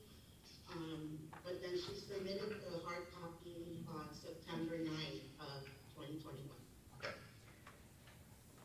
Okay, so that's a 2021 kind of chronology. Now, can I ask a question in regards to May 24th? It was, according to my contractor, he advised that CLTC provided approval application for building permit letter to DPW and approval application for clearing permit letter to EPA. Do we have a copy of those letters, and who did that letter come from, and who signed off on it, and who approved? I'm not sure that we didn't give her a letter for approval. The clearing and grading, the administrative director can do the approval upon request. However, there was nothing in file. There was no request on file for the director. But when we did go out there prior to Ms. Guerrero requesting for her, or submitting her loan guarantee, her pre-approval letter, Okay. the property was already cleared with the adjacent lots. So that whole area was already cleared. Okay, so cleared when we meaning went out there. it's just been cleared. My Correct. father has Her been lot and cultivating other lots the around property. Okay, was all cleared. all right, so, thank you, Ms. Dede. Ms. Guerrero, do you have a copy of those approval letters? No, that's the reason why I had asked CHamoru Land Trust for those letters, because I didn't know exactly what my contractor was talking about. But apparently, he was able to get the permits from DPW. I don't know how he did that. All I know is that it was done. So, And I have the, I'm sorry, I didn't mean to interrupt you, sorry. now I have the permit application that was submitted by my contractor to DPW with all the signatures, I suppose, by the, Right. so my contractor is not familiar with CHamoru Land Trust, so I don't wanna assume, but because of his unfamiliarity with CHamoru Land Trust, he must have assumed that if a government entity approved it, then it's already been approved, but What, can't really say. so, I mean, perfect segue was what I was looking at, that all of these signatures of approval, that, probably the same one we're looking at, as early as May of 2021, or I'm sorry, even, yeah, and, I mean, everyone signed off on it, right? And Attorney Toff, maybe it's more now, like, you know, if all these agencies, including land management, who should know that, you know, even if there's a lease, right, there should be accompanying approvals from the board in regards to these permits.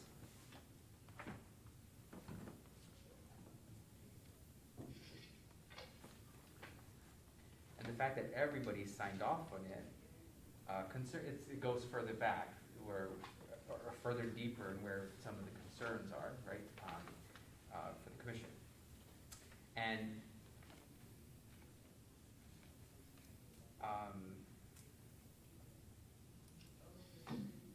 yeah, and so we don't have copies of those letters that was submitted by your contractor to your contractor for these approvals. You know, kind of leaves us in a spot where you know, it didn't come from us, and nor do we have any of that in. Right, but this goes back to me requesting for that, back in May, and this is even before the first instant was signed on May 26th, and I had requested from the commission prior to that, maybe roughly the 24th, 25th, for a building permit. And I understand that I had to meet with the board at the time, but it was to my surprise as well that my contractor was able to get the permit application through DPW to fall through. So I don't, I cannot speak for my contractor. I don't understand how he did that, but he did it. I'm not sure if it's because government is government or his understanding of how CHamoru Land Trust runs.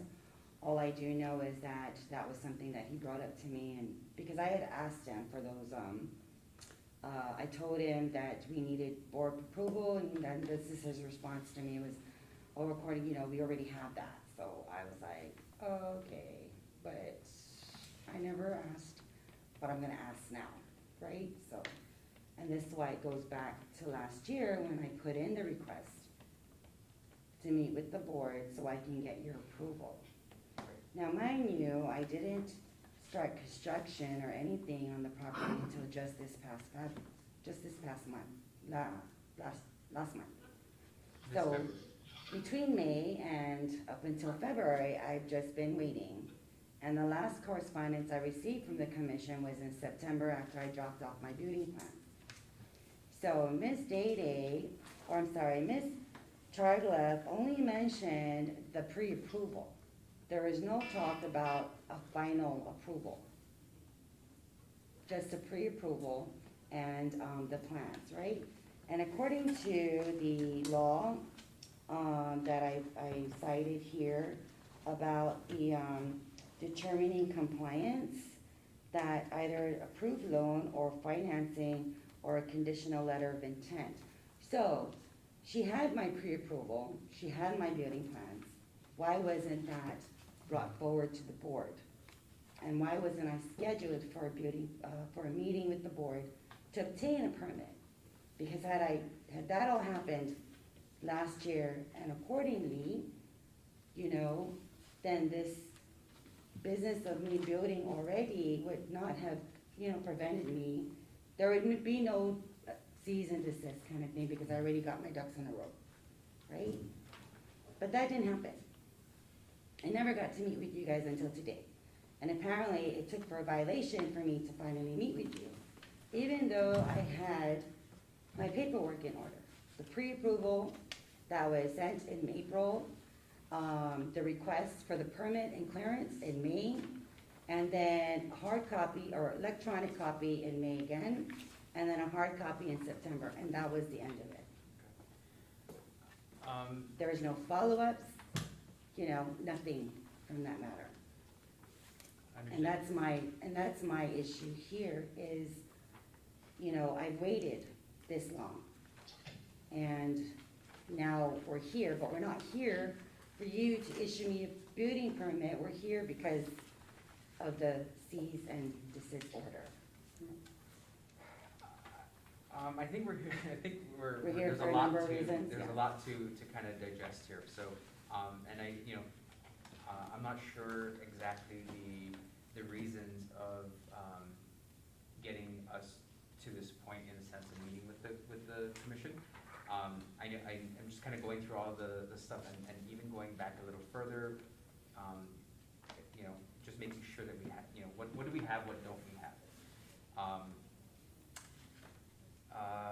So let me just I'll take a pause on my side and I'll pass it to my commissioners for any additional questions as I kind of gather some additional ones. Any other questions, commissioners? I have a comment, Mr. Chairman. Yes, sir. I see the chronology here. It started back in March 2nd, 2021. Mm-hmm. Evidently here, there's a communication between the constituent and CHamoru Land Trust. And then it goes, this was like March 2nd, now it's March, this is 12 months. And to be user-friendly, this is my spirit here, to make the program user-friendly to the public. A lot of our brothers and sisters out there are not able to navigate this complicated process as she has accomplished. I have to commend you for that. Thank you. So, even if we analyze the section 7 of the Public Works, the comments by other agencies, Route as indicated, the first agency is land management, the zoning group. And just looking through your chronology here, last night and this morning, I'm asking myself, why is there no CHamoru Land Trust here next to land management? So that you don't have to go to this, Yeah. I mean, you got 1, 2, 3, 4, maybe 8 agencies minus CHamoru Land Trust Commission. Land management is number 1. So, point of matter, the point of my comment here is that we, as the commission or the agency, should have advised Mrs. Guerrero here since March 2nd that don't forget, you gotta meet for the permit first. You got the land, you need the permit. Then you went through the whole 9 yards to get all the documentations contractor. This is not an easy task, I'll tell you. It was, My recommendation here is just to add in a CHamoru Land Trust on the agency and have a standard operating procedure that whenever any of these constituents that are, we've got 14,000 here, and there's many more to come, and many more years to come, and then we should try to learn from this issue to make this more user-friendly to the constituents. That's just my point. Understood, No yes, offense. no, yeah, yes. Commissioner, may I- There are a may I- couple of hands. Yeah. Okay, so let me, who do you want to address? thank you, Commissioner Herrera. Glenn, let me just turn it over to you, and just to kind of talk through that question, that, part question that Commissioner Herrera had. Yes, like the commissioner just mentioned earlier that the CLTC should come up with some sort of SOP and written procedures on getting construction permit, or rather grading permit, but it's already on the lease agreement. It's stated there on this section 7.5. As I read it to you, this is where it reads: lessee shall submit to the commission all plans to the design, materials, and probable value of the structure he intends to build on the premises. Lessee shall not begin construction of said structure until he has received the written approval from the plan from the commission. Okay, that's on the lease agreement. And also in section 13, use of premises, on the lease agreement reads, lessee shall use premises as his personal residence, which premises shall only have a single dwelling constructed upon it. Failing to obtain express written consent of the lessor for erection of any structures on the property shall be deemed a default of his lease. So that's on the lease. Going to again section 17, lessee's right to build an ownership of improvement of fixtures, it reads, lessee shall obtain express written consent of lessor before he erects, reconstructs, demolish, alters, or improve any building accessory building or other improvements on the property. So that's already on the lease agreement. I don't think we need to do any more. But it's already a lease agreement. It says there, and it's clear. This is what Ms. Burr has signed when she signed the lease agreement, was notarized and recorded. So I'm assuming she understands what she signed on part of her notary. understood. Thank you, Mr. Glenn. And I made that request in May of last year. Yeah. Understood. Attorney Toft, anything here, again, right, I wanna focus with what we have at hand, and I wanna make sure that there's no underlying issues, right, or things that we need to address, even outside of the clearing permit and utility authorization. So let's just kind of start with that, Attorney Toft, with the things that Mr. A had, listed for us, right, with those sections. Right. And where we're at today, right? Any additional comments? I mean, I spoke with Mr. A last week regarding this, and we were in agreement on what he just put forth. Okay. Regarding the process, it looks like it snuck through because Department of Land Management didn't actually do a check as to who the owner of the property was. In section 6 of the building inspection and application for permit, it's completely blank as to the owner or lease or authorization. So I'm gonna talk to the planning division down at BLM regarding that, and tell them that this is something that they cannot be skipping, because there are instances, not even just CHamoru Land Trust, but other instances where somebody has a leasehold instead of an ownership, there may be an issue as far as authorizations go. Okay. So that kind of left out to me as far as major concerns. But I do believe that the commission does have the power today to review the building plan submitted and approve it, and just move forward here, and just use this this as a learning opportunity as far as setting up an SOP in the future to make sure that this doesn't happen again. Okay, we can take that under consideration, thank you. We already have an SOP, we got one here. This is in the, and this is in the, our, was mentioned our lease agreement, Right. on procedures and, for getting, obtaining a permit or getting a building permit. It's there. Thank you, Attorney Song. Commissioner Song, do you have a question? Not right now, sir. So I do have one, or Sina, do you have a question? No, you know, the application for building permit, ownership on the deed should have been public Right. and not private. Because it's a public. Good note.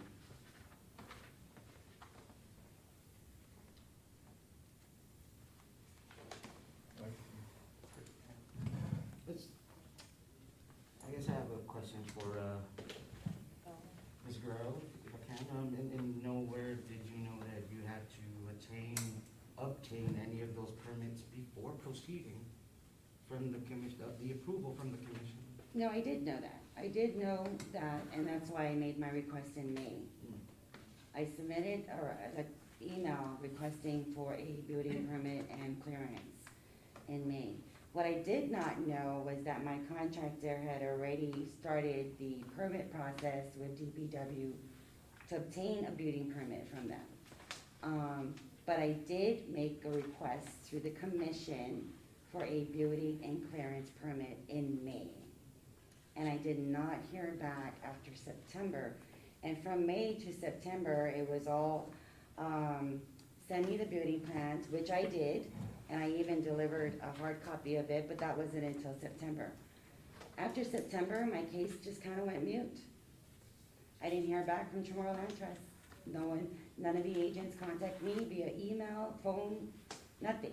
Not to give me a follow-up about, we can get you into the meeting, or none of that. But in that waiting period, I was still going through the contractual, according to my loan application with the VA. Finally, I got approved in December. Another question following up that. You said your contractor had already proceeded with getting all the permits? Started, Signage. yeah. Around the same time that I had put in my request to the commission. You weren't aware of that?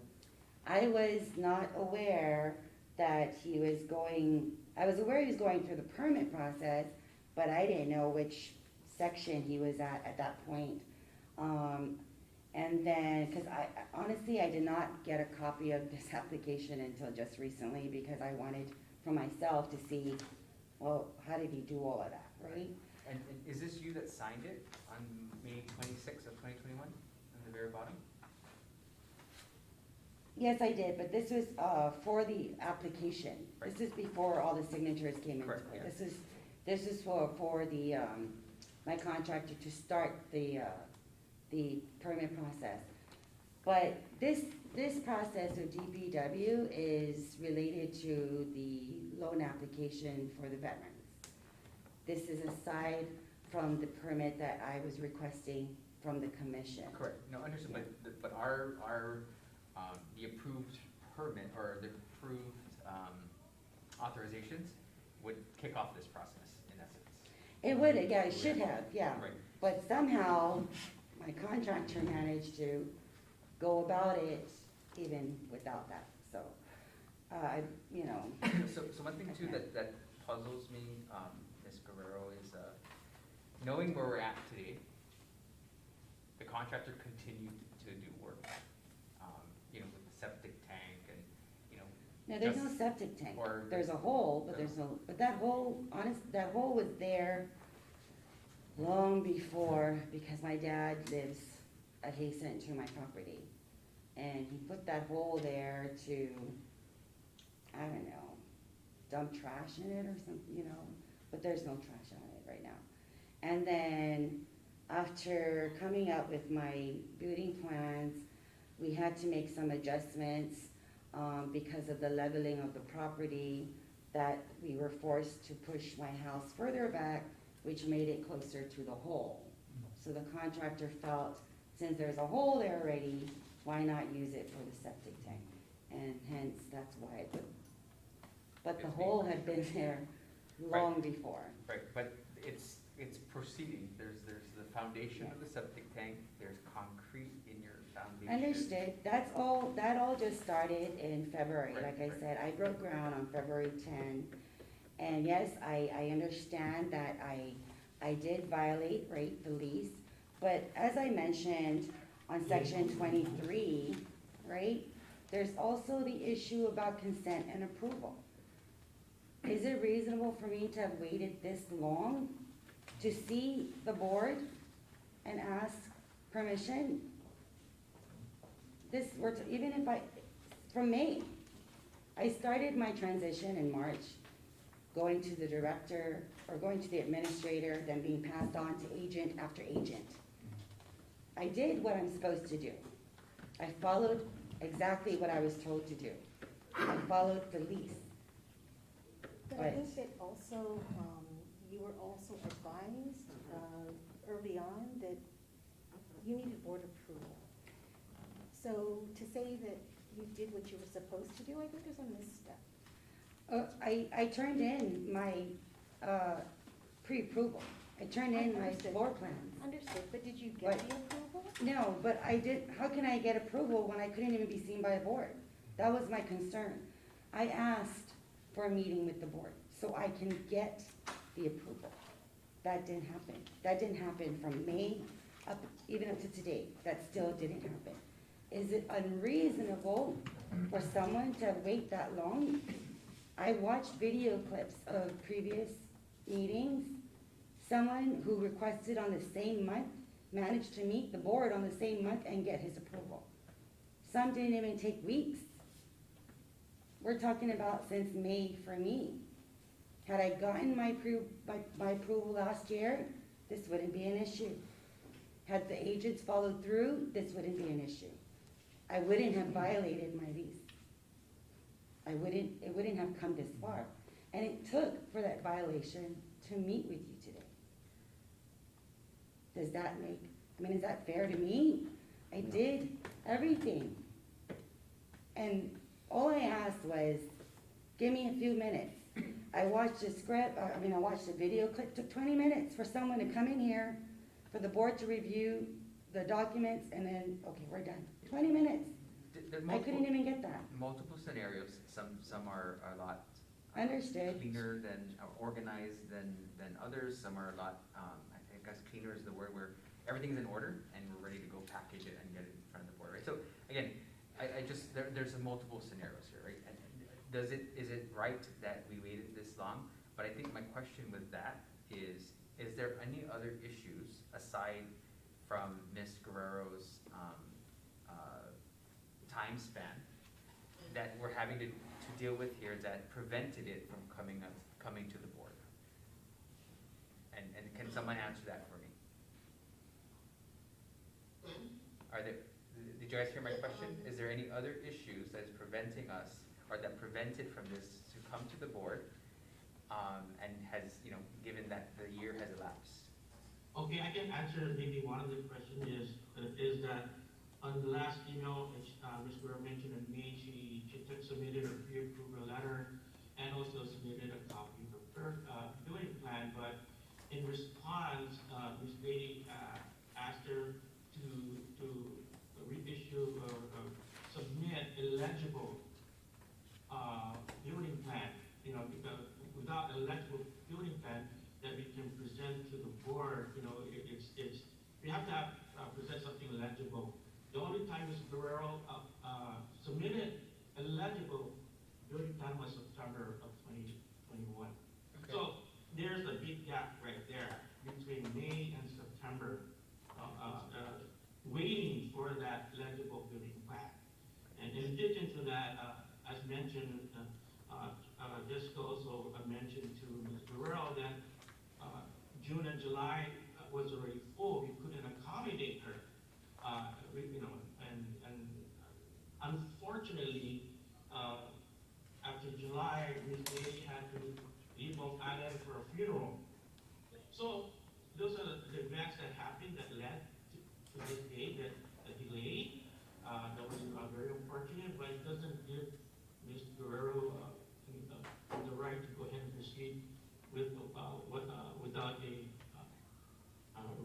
sad for the trust. Okay. She already knew it was wrong, but they did it anyway. Okay, all right, all right. Mr. Chairman, Yes. if I may. Yes, ma'am. Yes, I can hear you. Okay, so, in September 9, when she submitted the building permit, when I asked her who she submitted it to, the thing is, it showed that the owner, you know, first of all, she submitted to us a building permit. So that was one of the issues, and then it showed that the owner is Guerrero. So it required further research to be done, and there was other things going through the file that that there's quite a few discrepancies in the file. Okay. So it required senior land agents to assist me with the further research. Yes, I apologize, Ms. Guerrero, for not contacting you and letting you know that we have to further research, but I did mention in my previous emails in June about our case log, or how we are backlogged. And at those times, we were only allowed to take 2 people at a time to the board. And I do have a backlog of cases, and with my constituents too, with all our beneficiaries in CHamoru Land Trust, to include you, you guys all are important to me. However, it all depends on what you're coming into, you know, and some of them, there was emergencies that I had to deal with. And I'm just letting you know now that I apologize, that maybe I should have told you in September or last year, some other time last year. However, there is further research that needs to be done with your case, with this case, Mr. Chairman.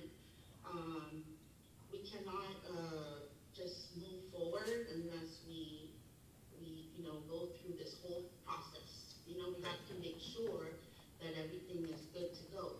Okay. Because we don't want to just have Ms. Guerrero, you know, build her home and then enjoy her home and then something happens. You know what I mean? I just don't want her to have to deal with that. Right. Understood. I want to make sure that we follow through, we research and, you know, look at everything.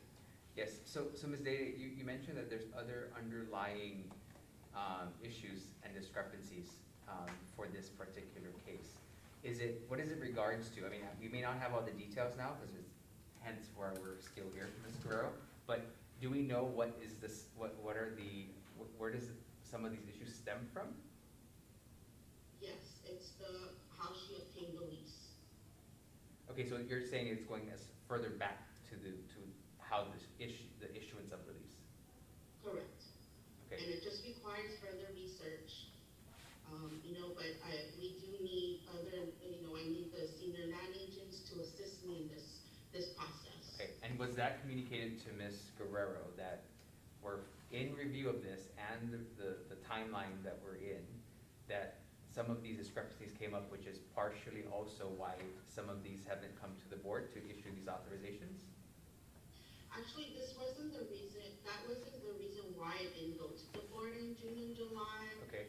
Or up to September. The reason was because we were backlogged. Right, okay, understood. And we were only limited to certain cases. But then when she submitted the hard copy, the plans, and the building permit, when I read the building permit, I asked questions, and she did not have the authority, or she was not authorized by the board to obtain this building permit, so I questioned it.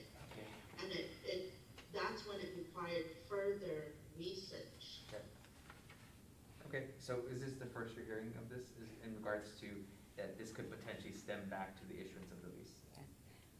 Okay. In fact, it was a courtesy when I submitted the building permit from DPW. I just thought, okay, let me just throw it in with my paperwork, right, just out of courtesy. But I didn't, Yeah, it went in and that was that. But no, like I said, September 9 was the last time I heard from Ms. Day. And I mentioned to her, she asked me, she was not available at the time, so she emailed me and asked me, who did I leave it off with? And I said, oh, she's short, she's wearing glasses, and then I learned later that it was Miss Lorraine. So I left the hard copy building plans with, and the DPW permit with Miss Lorraine to pass over to Miss Day. And then that was that. That was that was the last time I heard from her Until recently. until recently. And also the last time we heard from you as well, in Well, September. would you have had me beg? No, Would no, you have had me just, call We're- every so, month? Ms. Guerrero, communication Yeah, goes both ways. but that's what I'm saying. Yeah. I was waiting, you know, I was waiting for the commission to say, hey, Ms. Guerrero, we finally got your board meeting. This is what you're scheduled for. Okay, good. Because I didn't I didn't get approved from the VA until December. So between September and December, I mean, it's not, 4 months. Okay, that was that, right? And then I didn't start construction until February. So, between September and the month of February, there is that time for that communication. I've already made one too many requests, beginning with the loan guarantee and then moving on to the building permit. And all I was told is we don't have room for you to meet with the board. We are in the process of working on your request. That was that until September 9th, and then no more.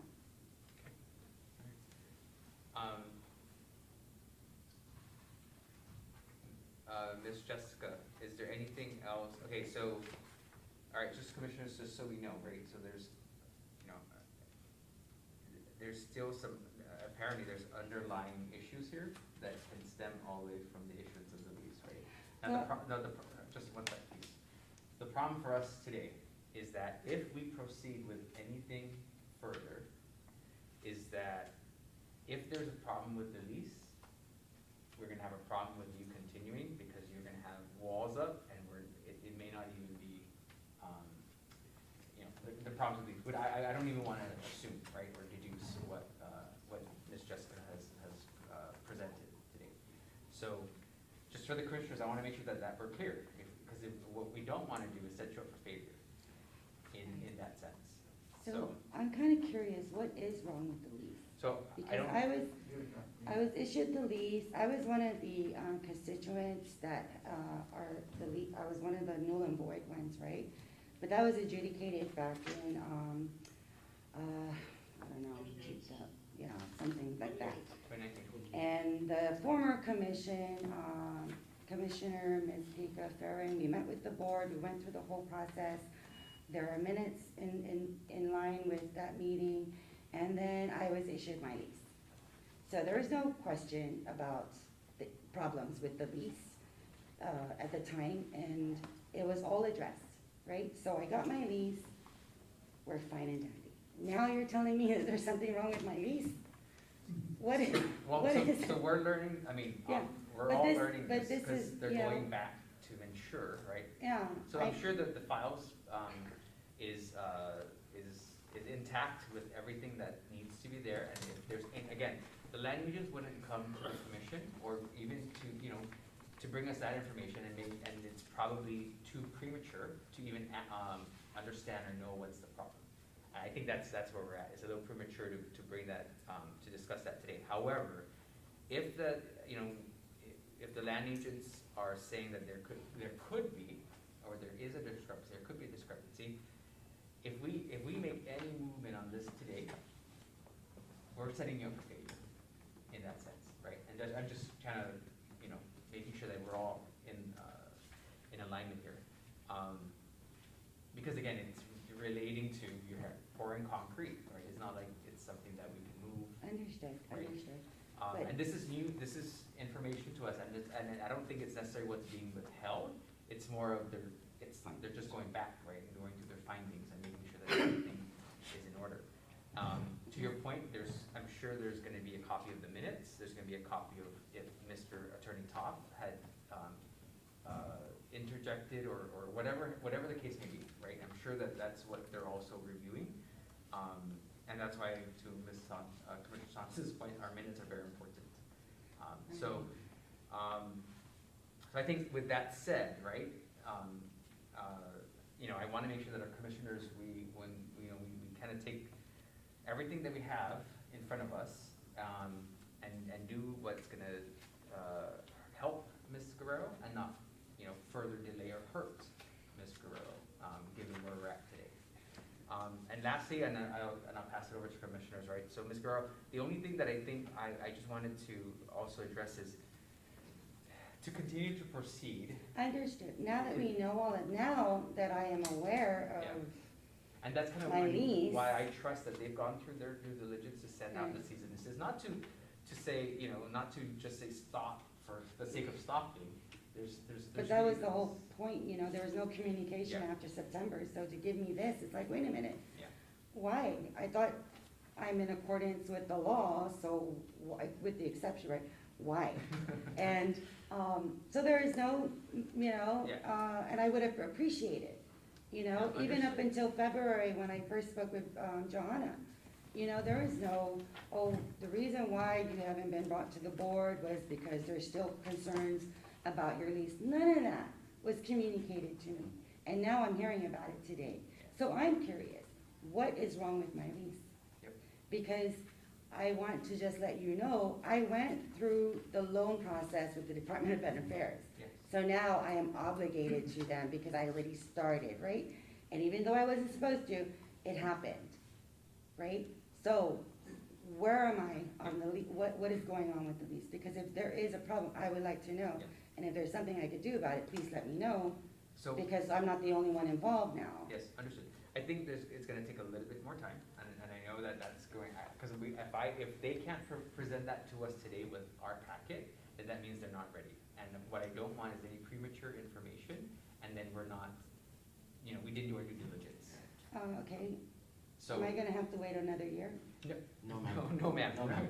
I just wanna make sure that's on the We're minutes gonna- too. we're gonna- That we're- you said I won't have to We're wait another going year. we're going to take, go through the process, and, the commissioners, when we say we're gonna take it to be, a priority in the sense of, let's get it every month, if it has to be every month, or can we solve it in our next meeting, that's gonna be the objective, right? Okay. And that's the goal. Because it's really all I wanted was to Right, meet with you and guys that's in why the we're, beginning. that's why we're here, it's to ensure, and we wanna hand out the leases, we wanna make sure that we get our people. That's on the whole mat, intent, isn't it? Exactly, and so unfortunately, sometimes the commission, granted that it cycles out, unfortunately, we deal with having to fix the issues, and that's the only way for us to move forward.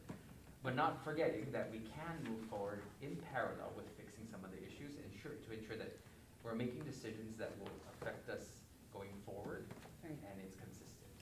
Yeah, don't help me. I mean, don't hurt me. No, Help me. no. Yeah, That's what I'm asking. We're gonna right? do our best to go through that. So just to wrap us up, Mr. A, I think what I would like for us to do, and Attorney Talk, please keep me honest here, is we're gonna honor the cease and desist. Let's take a pause, right, given everything that we know. Mr. A and Ms. Dede, I ask you to please come to the next board meeting with all the information and all the different items that is, you're deeming that may be an error or an issue, and present it to the board, and we could, see what we have in front of us and help rectify this situation. So we have, in essence, about a month to do that. Okay, Attorney Todd, anything? No, we're okay with that? Okay, commissioners, are we okay with that? I'm good Are you with it. understood? As Are you long understood? as, yeah, I mean, it would've helped, we could have avoided all of that, Yes, right? understood. Yes, and I appreciate your patience, I appreciate your time here, and to Commissioner Herrera's point, the diligence that you've made, this is not an easy process. And so we're gonna work together. You have my commitment, and I'm sure you have our. I'd appreciate it. Thank you so much for your time. Just a thing from Ms. Miller, can we just get a copy of your letter addressed to the commission? Oh, you're, Yes, he's the one that you read yeah, off. yeah, Oh. please, let's have it on file. That'd be Right? good. And, Sure. It's you're getting organized, I'm right? And sorry, I I'm appreciate just- that. I'm a teacher and I'm kinda like, okay. Yeah, no, I appreciate that. Sometimes I Commissioner have Haddad. to Yeah, I wanna review the complete work myself. this agreement prestigious. Oh, okay. Yeah, so Ms. Dating and Mr. A, can we make sure we, excuse me, get a complete pack of the lease agreement? For Ms. Yes. Guerrero? Okay. I'm pretty sure, we can, be prepared to present you, the next board meeting. Okay, and then in the meantime, if there's any questions that you need to address with Ms. Guerrero, please do it timely so that we're prepared to do our best to figure this out by next meeting. Okay. Yes, understood. Is there any like slight detail, I mean, could you just share a little bit, just, I mean, I just wanna kinda know, curious. How about you guys can connect Oh, yeah, with that will work Jessica? too, yeah. Set up a quick meeting after the Actually, Mr. Chairman, Glenn will take the lead on this, Okay. so please communicate with Okay, Glenn. great, Yeah. great. Jessica will assist, yeah, please. More than So one person. Glenn would take lead, Jessica Yeah, assist. Yeah, so Glenn, as what her email, because it's in here, her Yeah. email to you, she handed it over to land agent to Yes, Glenn. thank you, because, So, yeah, Glenn would be your point of having to deal with contact. multiple, it's kind of like, why, Right. why? Yeah, Yeah. understood. And Okay. I sincerely appreciate your patience and your diligence, and we'll get through this. Okay. And thank you for making the time to come with us. No, thank you for your time, I just would have appreciated a more promising result Yes. than what I'm finding out today, Okay. but thank you. Thank you so much. Have a good day. You too, appreciate it. Okay, commissioners, let's take on the next item on the agenda with our residential, and then we'll take a quick break. If that's okay with you?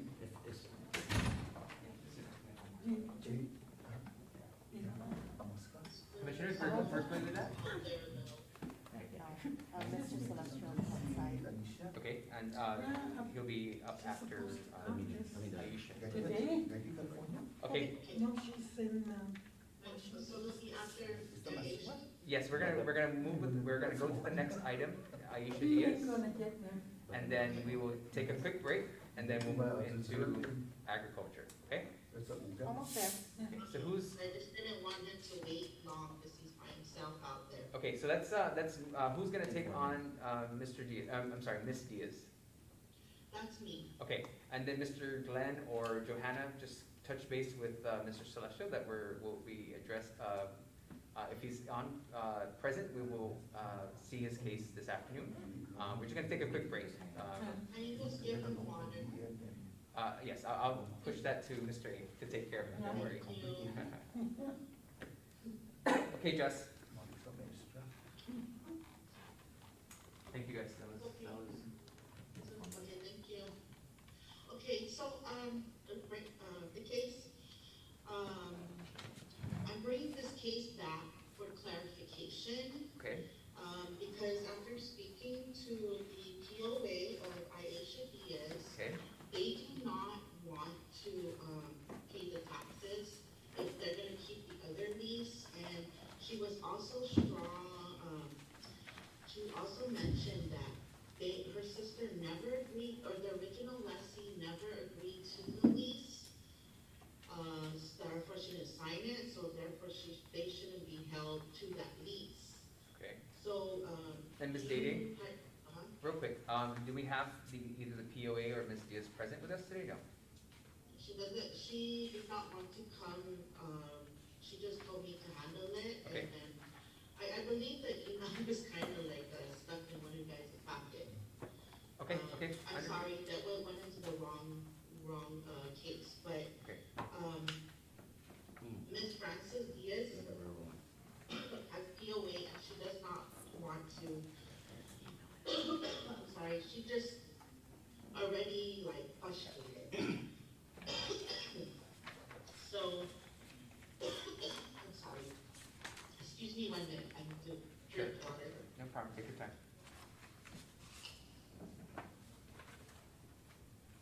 Oh, I'm sorry.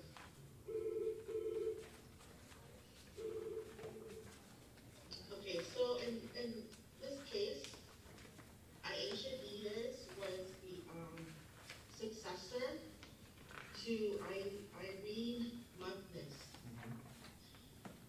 And this was already, approved by the board. You had approved her for a survey authorization and a lease issuance.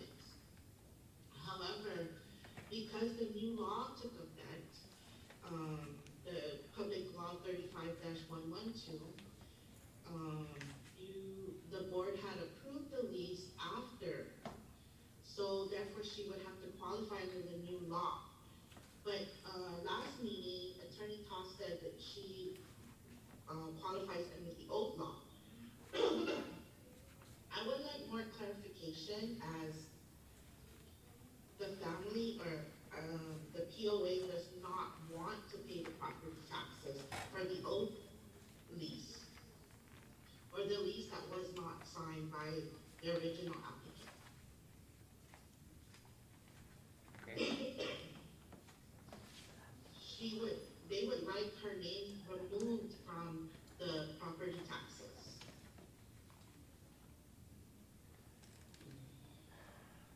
Okay, I guess we guess give Attorney Toft a few seconds to help us out here.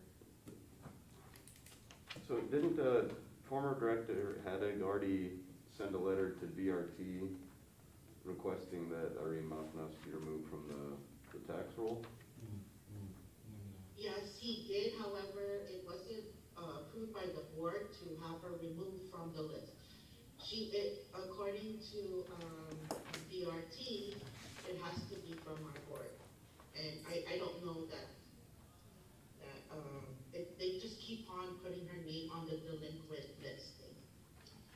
They have not removed her Okay, and that's up to this date.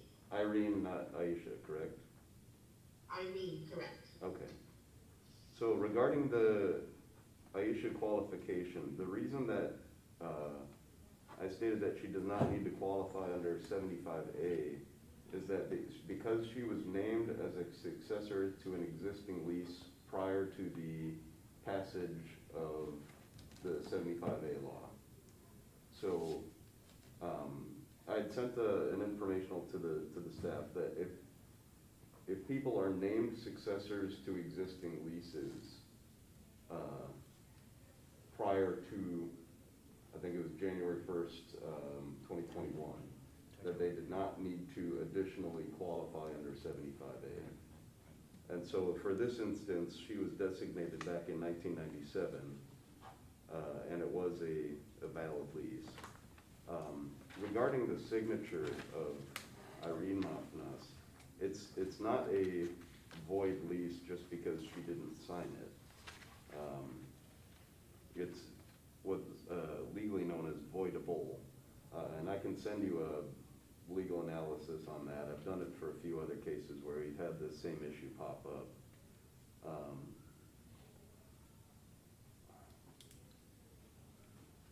As far as the property tax assessment issue, was Irene Mafnas living on the property at the time, or is it undeveloped? It actually was leased to somebody else. Ah, okay. Sorry, Ms. Daly, at least someone else prior to Ms. Mafnas? I believe it was after Ms. Mafnas, but that could also be a reason why she didn't sign it or. Yeah, I remember this case kind of from before. Yeah, there was confusion and there were two lessees assigned to the same plot of land. And that was the reason for the request of not signing, and also that for Aisha Diaz to move to a different lot also down in Rahan. So based on that, yeah, I would recommend that the board approve the authorization of the letter to Rev and Tax, removing her from the tax roll on that. Okay. And then Attorney Toft, just to kind of come full circle on that regarding qualifying as a beneficiary. Yes. And that given the fact that even if Ms. Mafnas did not sign the lease, it's voidable or not voided. Correct. Okay. And is there anything for us to have to take Additional action on it? additional action on it? No. Okay. And then we don't even need to qualify Ms. Diaz. No, because she was already a designated successor back in Since 97. Yeah, 97. Okay. Ms. Data, any questions there? I mean, I was trying to make sure I understood everything, so definitely, if you have questions. Just how do we move forward with the lease that wasn't signed? Not all signatures are there. She didn't accept the award, so how do we move forward with that? We can't do an addendum because if she goes and records the addendum, BLM won't record it because the signature is missing, right? Whose signature is missing? Miss Aisha, right? No, Miss The Muffness, Muffness, right? Irene Moffness, who has passed away, right? She's deceased already. Yeah. She's They deceased, won't. so how do we move forward with the lease that the applicant did not accept the award? She didn't sign it, so how do we move forward with this? I'm still kind of, confused on this issue, because if I put this through for review and process, it's gonna get kicked back to me, because the lease was not signed or accepted, right? So I just wanna know, how do we move forward on this? Well, isn't there the new lease for Aisha Diaz down in Irahan? No, so we haven't moved forward with the survey. I requested for a survey authorization, however, through the review process, it was kicked back to me because, she didn't she had to qualify under the new law, right? Because the board approved her after January 1st of 2021 for a lease. So with this other lease, with the original applicant, she didn't sign it, so she didn't accept the award. So how do I move forward with, Aisha obtaining the survey authorization, or moving forward, pretty much? Why don't you do this and email me that same question on the issue, and use the opinion that I give you and attach that to the submission. Okay. Yeah, let's take that route. I mean, unless Commissioner, any objections there, but I think that's the, you know, and then we'll see. And then again, Jessica, if it gets kicked back, let's make sure we also work through that one last time. Okay. Okay, thank you. All right, so the only action the board needs to take here is going to be the, sorry, I lost mine. The approval to remove Irene Moffness from the tax, sending a letter to DRT requesting to remove Irene Moffness from the tax roll. Okay. Okay, thank you, Commissioner Attorney Zoff for that. Commissioners, any questions? We want to take action on that? Okay. We can proceed.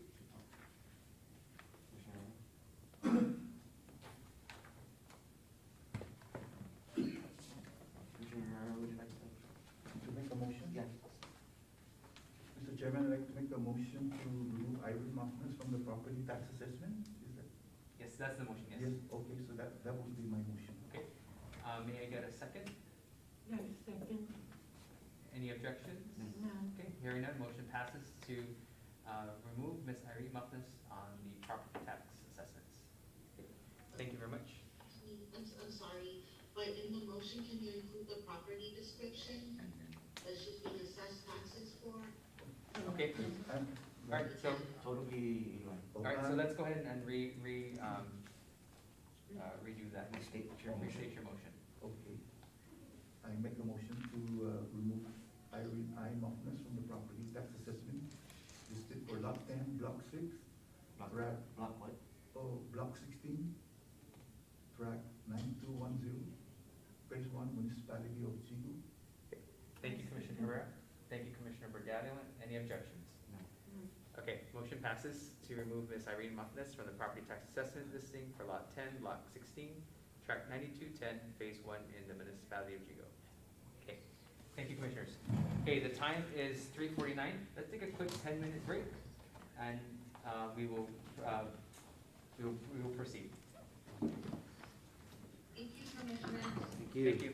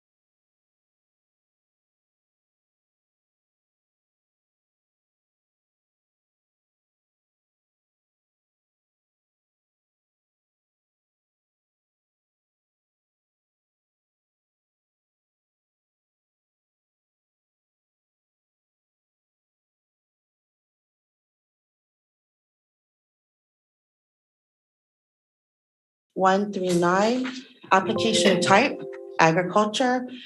Lease is an agriculture lease dated November 19, 2019, signed by Administrative Director Jack Hattick III. Instrument number, unrecorded, instrument number 942625. The location is lot 15-1, block 3, track 1021 in Dedido. The lot size is 8,414 plus or minus square meters or 2 acres. Survey map 243 FY 2013 under map document number 866558. So just the main issue is the acreage. Yes, this is from one of our audit. So this came back to the audit. Okay. Yes. And okay, so are you going to begin with the findings, or are you going to kind of walk us through quickly on some of the how we got to this? Yes. Just be aware that Yvonne Borja Flores, there's two Yvonnes, okay? One is Yvonne Borja Flores and Yvonne M.G. Blas. Yvonne M.G. Blas, did you want me to? Just kind of give us the summary of the chronology. Okay, so Yvonne M.G. Blas was the original applicant, and the board had designated Mr. Celestial successor to Miss Yvonne Blas's application at the October 2019 board meeting. Okay. Okay, go ahead. Did you want me to just do the chronology and then lead up to the? So it's law. Get the highlights of kind of Okay. The key pieces that got us to where we're at today. Okay, so because he was issued a lease on because his lease date was November 19, 2019, and was given 2 acres, and that wasn't approved by the legislature. And that is based on Public Law 24-318. And I did put it as an Exhibit A, if you would like to go to Exhibit A, where it says, the commission is authorized to lease to Native Chamorros the right to the use and occupancy of a tract or tracts of Chamorro homelands within the following acreage limits per each lessee. 1, not less than 1/4 acre, no more than 1/2 acre for subsistence agricultural farming, not less than 1/2 acre, no more than 20 acres for commercial agricultural use, not less than 1 acre, no more than 20 acres for grazing use, and not more than 1 acre for any class of land to be used as residential lot. And he was approved for the lease issuance in November 2019 for 2 acres. And that wasn't approved by the legislature. It was just commission approved. Okay. And also based on Public Law 23-38, qualifications of an applicant is in addition to qualifications required in subsection A, a person applying for an agriculture lease may be required to comply with section 6.7 before a lease's award can be made.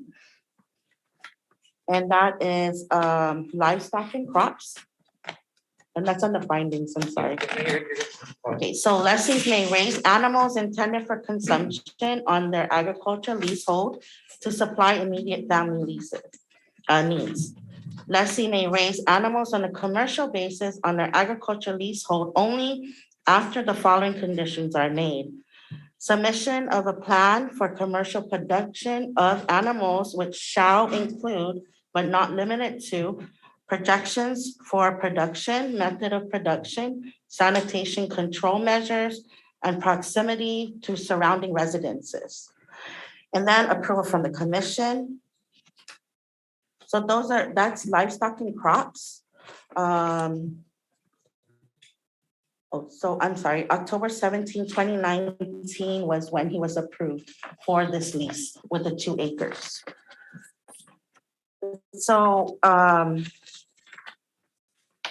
just to let you know that Mr. Celestial was a part of the null and void. His lease was null and void, and he terminated his lease prior to getting this lease.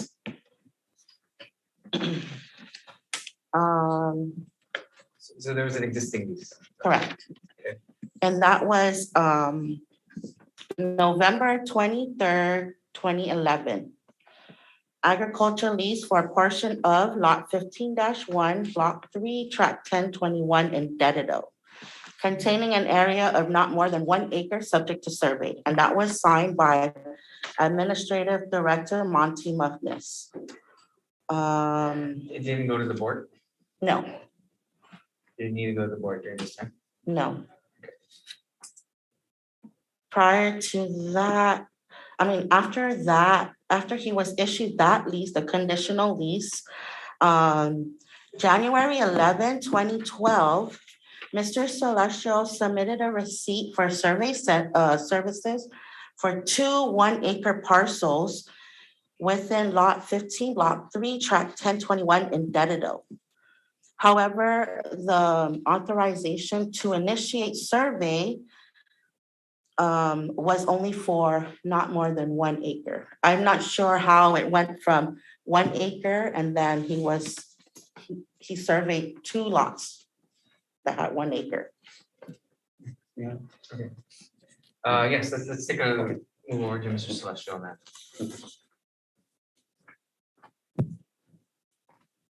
Oh, Yes, yeah, sir. the way it was done is because they had an addendum.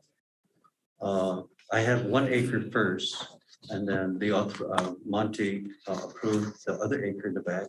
So I had to survey the whole 2 acres through the addendum. That's what gave me 2 acres. Okay, thank you, sir. You're welcome. So the request from Mr. Celestial and Ms. Flores, there was a request for additional property to Administrative Director Monty Muffness.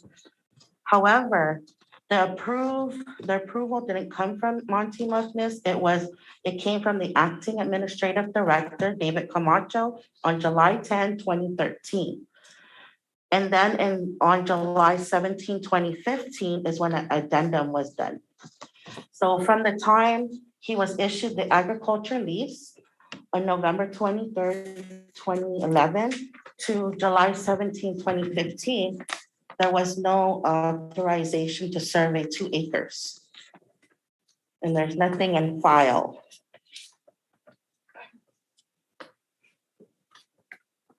Regards to the increasing of acreage. So it went from 1 initially to 2. Right.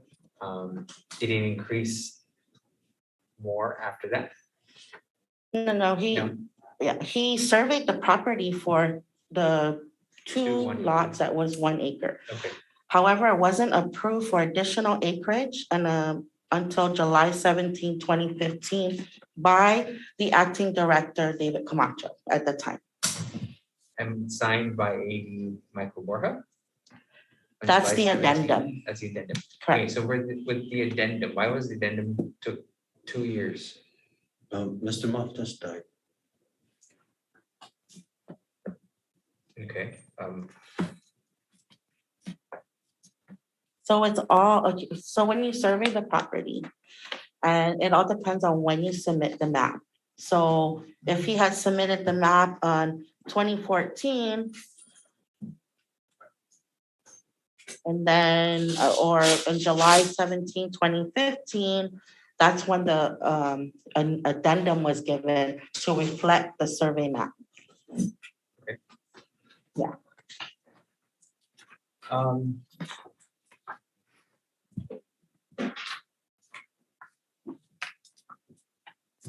Anything else? Okay, well, The Board of Commissioners designated Mr. Celestial successor to Yvonne M.G. Bloss's agriculture application and approved him for an agriculture lease the same day, right? October 17, 2019. The board minutes were put in Exhibit B. That's where the agriculture lease was approved for that amount of acreage. I'm sorry, I have a question. This is, Yvonne B. Flores, MG Laws. that's my was- cousin. She was the original Applicant. applicant. Yes. And then it transferred over to Mr. Celestial because he is the successor? No. No, In the beginning, Mr. Borja asked me if I could find a relative that signed in 1995. So I went and got a notarized letter from my cousin Yvonne Bloss that was also signed by Mr. Joe Borja, who was the director at that time. So they approved it. And that's how it got approved, is that we just switched the date 2001 to 95. And so I got the 1995 year that at that time, Is that nobody why- knew that was. That's why it went to the null and void. Right. Right? And So yeah. let's go back again, if you don't mind. When you say Yvonne MG Bloss is your cousin, how are you related? To the Namale, But is She- she she's- your mother? she's my cousin. How? She's to her grandmother and my grandfather are like first, second cousins, something like that. Yeah, Her mother and your to my understanding. Yeah, my grandfather. grandfather. Yeah, the Namale, because she's a Guzman. Right.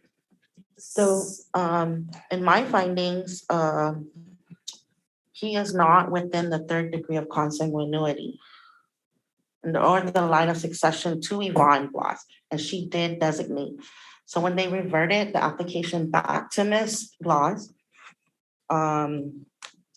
we did not afford her successors, her children, or her next of kin, the opportunity to take over this application.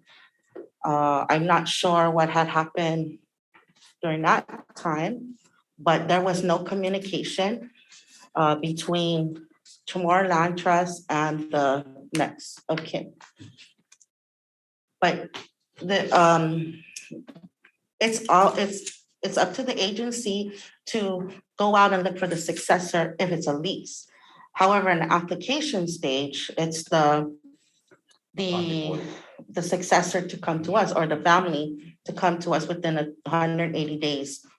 So are we at the application stage or are we at the lease stage? Did Yvonne have a lease? No, it's an application stage. And then is there that 180-day rule? Is that a 180-day rule as well? Yes, because they didn't notify us. However, I'm not sure how we're able to fault the next of kin if they were already aware that the application was transferred, right, to Mr. Celestial, or that the board designated him successor. Yes. Of course. Sorry. On the approval of the application for the release today, on the board meeting, and you probably have to check the minutes, but to my understanding, I was told that the beneficiary for Yvonne Bloss was her grandson, and that's not approved by, it has to be siblings or cousins, but not grandson. And that was the stipulation that they said it was not legal to transfer to the grandson. That was the beneficiary. And so they found a way that if there's no beneficiary, then the board had the authority to designate their beneficiary, which became me. According to what explained to me, is that since the grandson was not authorized, then it was voided, something like that. And then that's how, since there was no beneficiary, then the board had the authority to appoint me. And so that's how the lease was given, to my understanding. Does he have to meet the third degree of consanguinity? We thought that he did, because he said that they were cousins. So at the time, in the October 2019 meeting, we just took that and ran with it, and then said that under 5.8, he could be designated as successor. So, sorry, we didn't ask. What degree? I wasn't present, so. If you just said cousin, then it's Well- okay. Well, a direct first cousin would be within the third degree, but What I think what was explained to me on the board is that since the beneficiary was already appointed as the grandson, and it wasn't approved, I mean, you can't use He's not grandson. eligible. So then they went ahead and said that since there's no beneficiary approved, and they waited the 180 days, that they went ahead and the board was authorized to assign me. And so that's what happened. Well, if you read the file, And the actual board minutes? Or- I'm not sure about this minutes, but then the file does have in Miss Yvonne's file, in Miss Bloss's file, she designated her kids. However, when she put it down, she put her son's name and then her grandchildren. Then she put her daughter's name and her grandchildren. But her kids do qualify as children. beneficiaries. And we did not give that, we did not afford her family or her next of kin that opportunity. And Mr. Celestial is correct with the 180 days. However, if Mr. Celestial wanted to take over the application, he had 180 days to put it in writing to the commission and inform us that she passed away. But to this day, our agency is not aware that Miss Bloss or officially aware that she is deceased because there's nothing in her file. No death certificate? There's no death certificate, there's nothing in writing from the, there's nothing. I mean, I only found out by my research on obituary, but officially, there's nothing saying that she is deceased. So.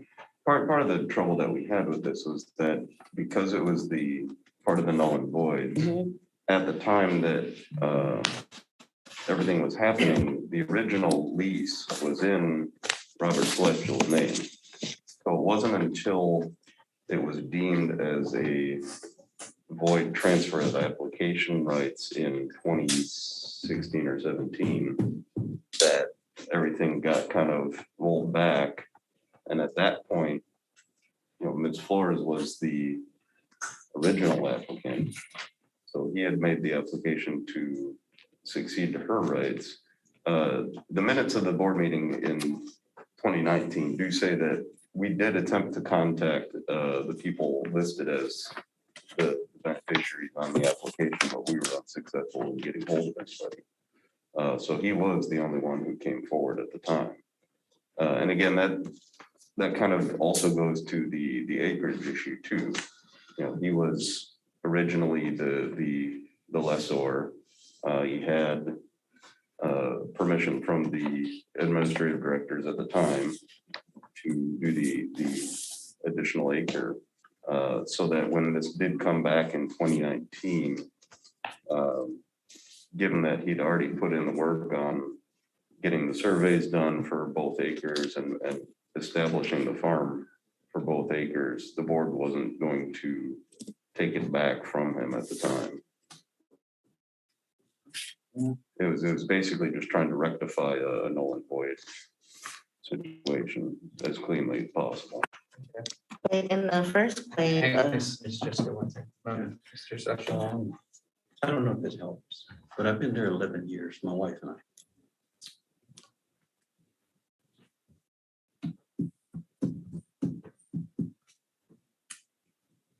You need to come on and see her place.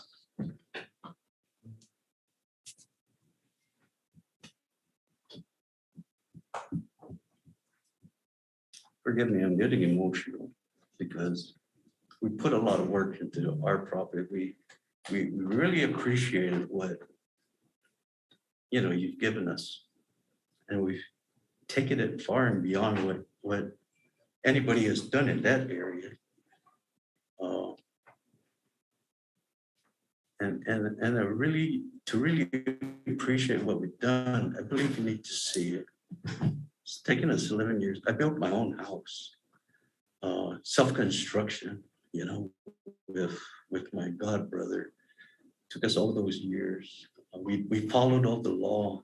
We followed every step that was from getting every stamp from land, from every agency.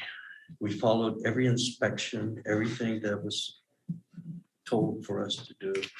I have ducks, chickens, and goats. I planted more than enough trees. I have avocado trees, lemon trees, ebut trees, every tree. So it's a beautiful place. And you need to see it to appreciate what we've done over the 11 years. And I don't understand all of this. I really don't. I have decent knowledge, but what I'm trying to say is that no fault of our own, my wife and I, that from the beginning when Mr. Borja gave us permission to switch property, he was the director. He should have known what was right or wrong. You know, I'm not blaming him. But to come again, then we had the null and void, the stress and the heartaches that my wife and I had went through all those years. And then they approved it. And then to go through this again.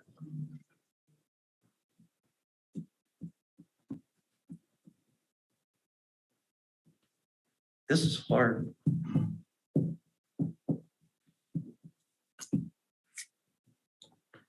Just asking, you know, what are you gonna do? Believe it or not, we spend like over $500,000 on improvement on that land. And my labor and the kids, my grandkids, is priceless. And that's why I say you need to come and see it.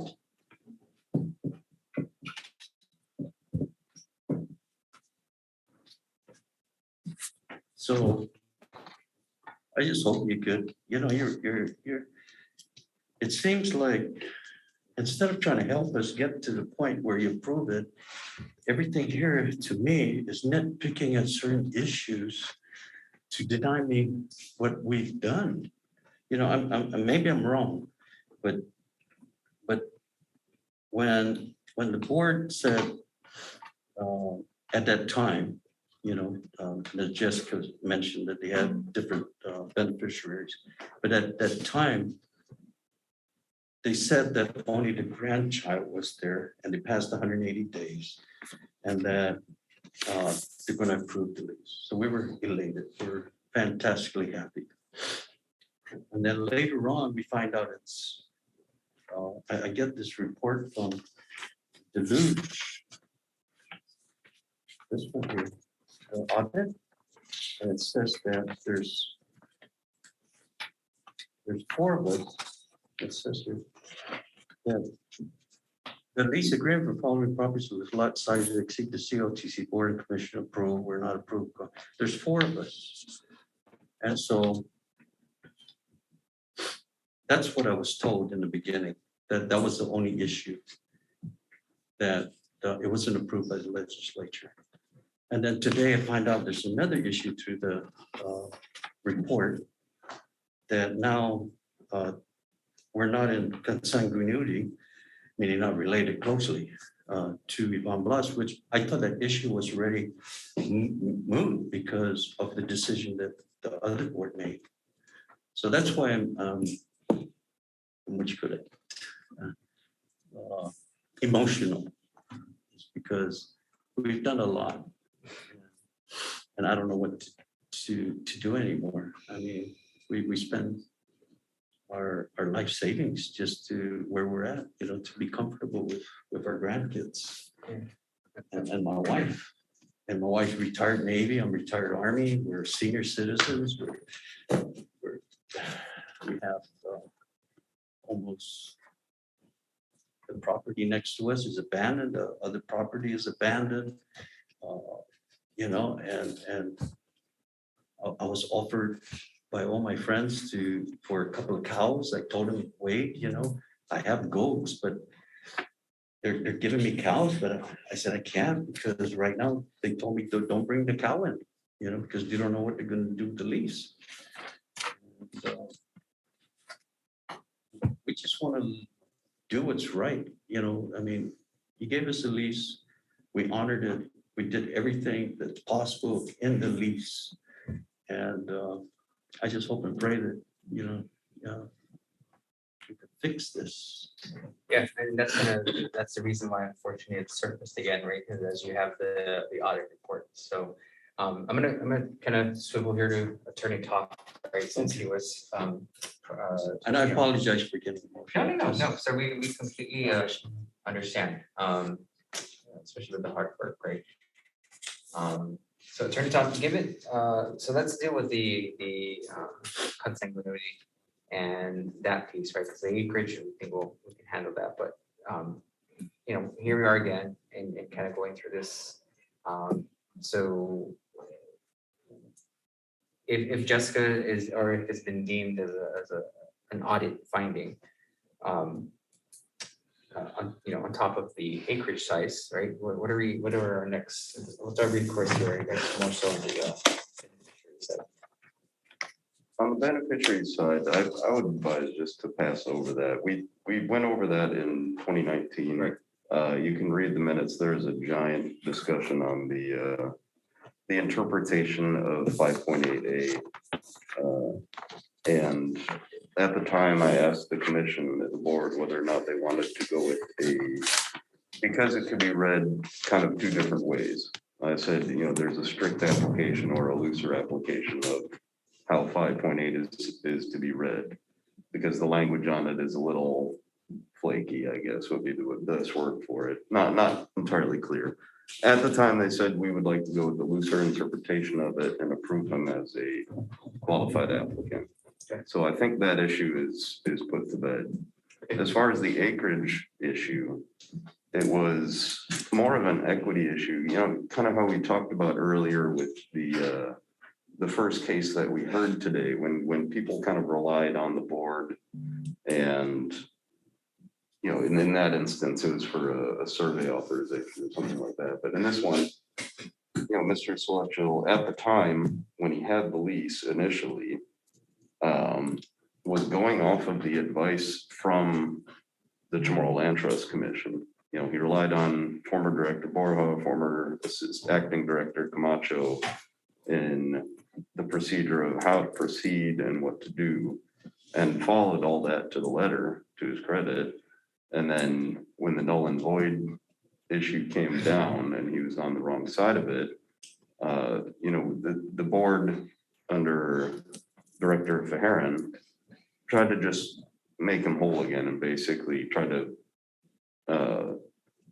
not punish him for the actions of the CLTC in the past, and just basically try to replace him where he was.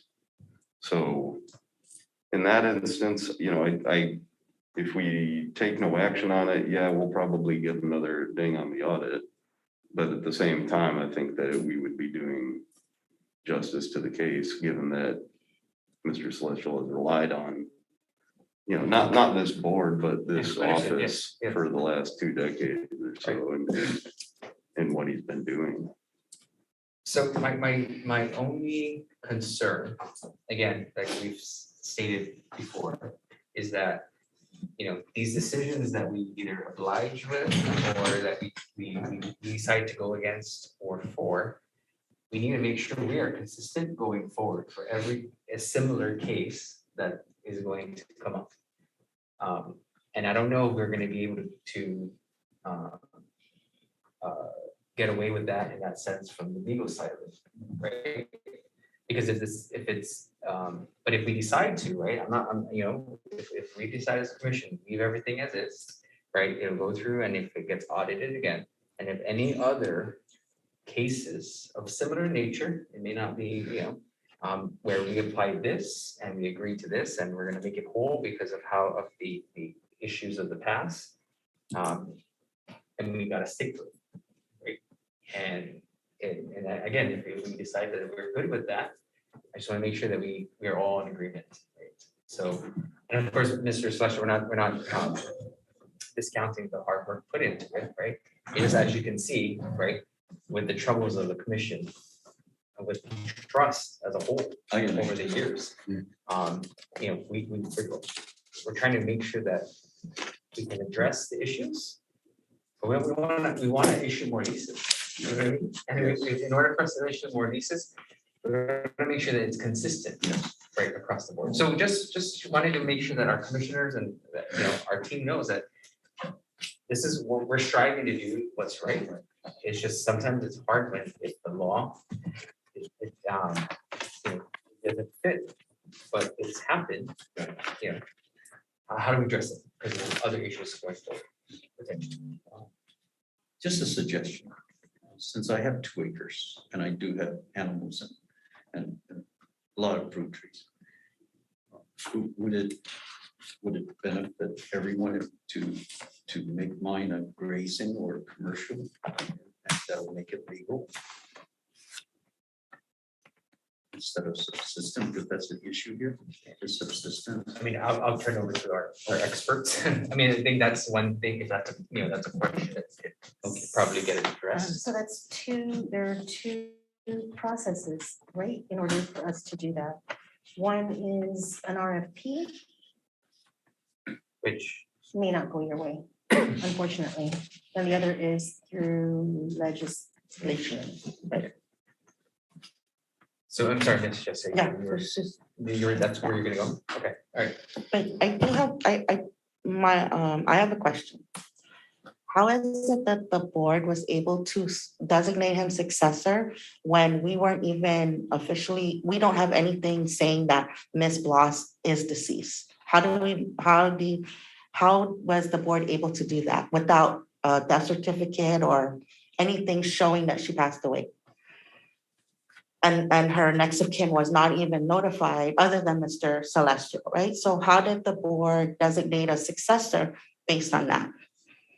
Without a death certificate or anything, And we've looked in both files. I'm sure you scraped through it, both files, correct? Yes, the other file the board had reverted the application back. And I'm just gonna let you know that, we're using Mr. Celestial's file, which it shouldn't have. All these things here should go to Ms. Bloss's file. And then Mr. Celestial will still keep his residential application. He does have his own application. So everything was put into this file, which should be in Ms. Yvonne Bloss's file. But I just wanted to find out how are we able to designate him successor when we don't even know that she is deceased officially? Just wanted to throw that there. But I have visited Mr. Celestial's farm and, it really is nice, but I just, my job is to assist our beneficiaries in accordance to the law, right? I don't want him to continue on and then later on the board changes, the new administration, and then, okay, we're gonna really look at this, or, I don't want that to happen to any of our beneficiaries. And like Mr. Celestial said, it was approved, But that's our job, that's my job as a land agent, is to assist our beneficiaries in accordance to the law. And just reading some of this, it's just, I just don't feel right moving forward. And he shouldn't, we shouldn't really do that to Mr. Celestial as well, But that's the one thing is he didn't get the lease based on his application. He got the lease based on Ms. Bloss's application, who we were not officially informed that she is deceased. So just looking at the minutes from 2019, it was the land agent at the time told us that Ms. Bloss had passed away. So we didn't have the file in front of the board members at the time. And I honestly can't say I've seen a death certificate come through the packets at all, in any any case. We just assume that the land agents know what they're talking about, so. Right, so the I land think we just agent, took that at face value. so May I- the, May I ask a quick question though? Jessica, you mentioned that Mr. Celestial has an application. he has his Has- own application, okay. correct? What is his date and time? Um, 2001. Oh, yes, No, I want to stick with the 2001 application. I'm trying to figure out a way to make it right by following the law and our processes. if we used, his application, we wouldn't be able to use the lease, right? We just have to give him a right of entry or whatnot, but we're still gonna have to decrease the acreage. But you know, it's, his opinion is different, but I'm just asking, how do he got this lease based on Miss Bloss's application. This is her application, December 2nd, 1995. And she is on the listing, she's ready for lease issuance, right? But how do we move forward in anything if she's deceased? What do you have, were you gonna pass that out? Or just- Yes, I was. Okay, just the original application is for agriculture or residential? Miss Bloss is No, agriculture, For Mr. Celestial. residential. And residential, the maximum for residential is half an acre? Half an acre. Although it says in 2008, he did a request to change application type to agriculture that was approved. Right. And agriculture, maximum in agriculture is? Up to 20 if it's grazing. For grazing. Up to 20 if it's grazing. Oh, for So it's agriculture. different, right? Different types of. So if he voids the first application and apply for grazing, because I think residential, you have about 40,000 according to this data. You know what I'm saying? Currently he's raising, I think, ducks, chicken, cows, I mean, But- you catch what I'm saying? That's not really considered grazing. No, you inspected there, is there really animal there? He has ducks and goats, yes, he does. And what is the ratio for goat, duck, and chicken? Can have up to 1 acre, 1 acre for goats? for goats, pigs, because they're contained. And cows? Cows is 1 One acre per cow. per cow, Per animal. or cattle, yeah. Deer. Can we change application types from residential to agriculture? We put that in the proposed rules and regulations Well, we're waiting for as the far as an legislature. official designation on it. It was one of those issues where we've been doing it for God knows how long, but it wasn't, there was no procedure listed in the rules and regs as to how it was done. So we were trying to clean that up. And this is something that we're asking the legislature to allow the board to approve, correct? Yes, Okay, but we're not there yet. we're not there. Let's not even go there.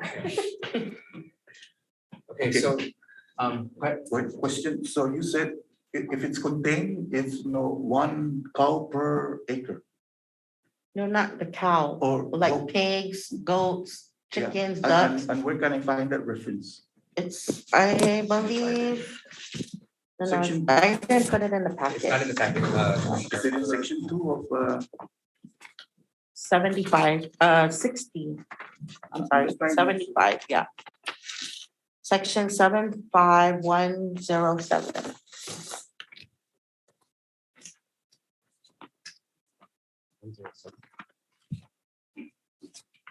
Is it agriculture? Section 3? Commercial agriculture? Section 4. Sorry, I Chapter- only put the one, I Chapter only gave, 75? yeah, yes. I only gave you this copy just to show the, because this originally was just the audit. I'm yeah. not trying to make Yeah. it clear, so. Oh, no, I'm For the just letting you know that I didn't give you the rest of it. I'm sorry, yeah. So I'm reading here, section 2, section 75107 alpha of chapter 75. Or chapter 7. Chapter 75, division 2 of title 21.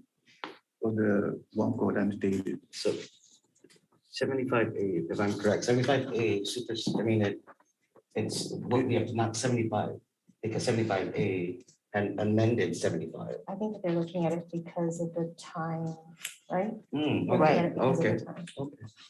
Because what I understand, I mean, in the beginning of back in 98, it's like a 2 for 1 or 1 for 2. What I'm saying about 2 for 1 or 1 for 2 is that you get 2 acre per head of cattle, or 1 acre for 2 heads of goat, because cattle and goat are 2 different. One's a grazer, the other one is what they call chipper. Just for your information, and we had this research back with the Department of Agriculture, again, to help those that want to go into subsistence. So I just want to make that clear before we come to the conclusion that your limitation is only 1 acre for the piggery and chickens and stuff like just that. to make it clear. Okay, because this gentleman here has spent over $500,000.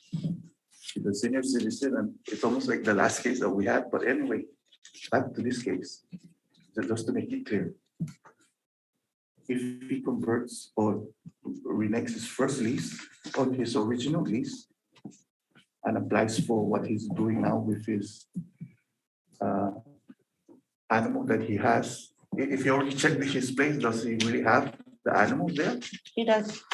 He has ducks and he does have goats. Okay, so that's confirmed. So then the next step is that, because we're trying to find a resolution here, right? Because we can't go back and say, okay, you cannot take Mrs. bonds. You can, based on what the prior commission gave him instructions. He followed all the recommendations from the commission and the trust.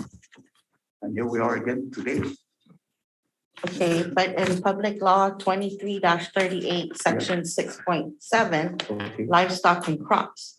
It tells you what when you do the submission of a plan for commercial production of animals, right? Commercial production of animals. But that is also for consumption of his immediate family, right? If he's gonna use his animals in that way, he has to show a submission of a plan of production, projection of production, method of production, and sanitation control.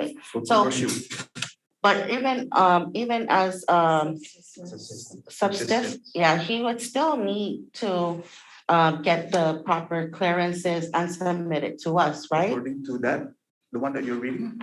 Yeah. I'm just trying to clarify this. So where does he put the waste and whatnot? That's what I'm trying to, because it's. The waste? Yeah, like that his sanitation control measures and things like that, right? Let's say I raise 20 heads of corn. What do I do with the waste? Okay, because you're grazing. So so. This is where we're at, right? This is what we're discussing. So, but I'm talking about like I'm not talking, because he doesn't have no cattle. He has goats. I mean, according to you. Yeah, he does have goats, but I didn't see that on the rolls. All I saw was cattle. Yeah. And so I apologize on that part. I will further research the law into finding out what is considered grazing. However, also to consider grazing, he would need to submit his receipts that he purchased the animals. And that is not in his file. So do you get the cow first or the land first? But he got the land first and then he got the animals, right? No, seriously, if he wants to come and say, I want to raise 20 heads of cattle, right? Does he have to show the cattle first, or do we have to get the land first? I'm asking a practical question. Yeah, he got the land first. The land first.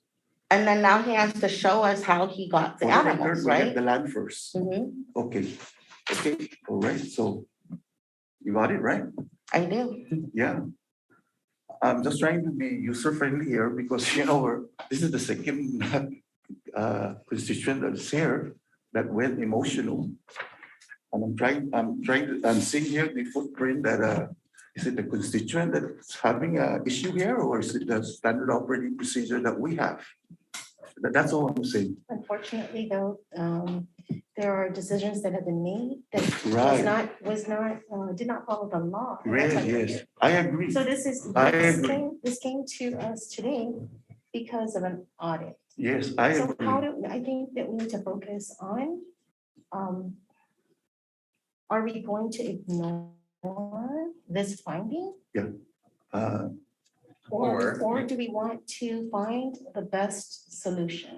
Correct, the best solution. So that the commission too doesn't continue to break the law, to go against audit findings Right, and things so- like that. And that's what I mentioned earlier. My job as a land agent is to assist our beneficiaries in accordance to the law. And I have been in contact with Mr. Celestial. I've gone to see his farm.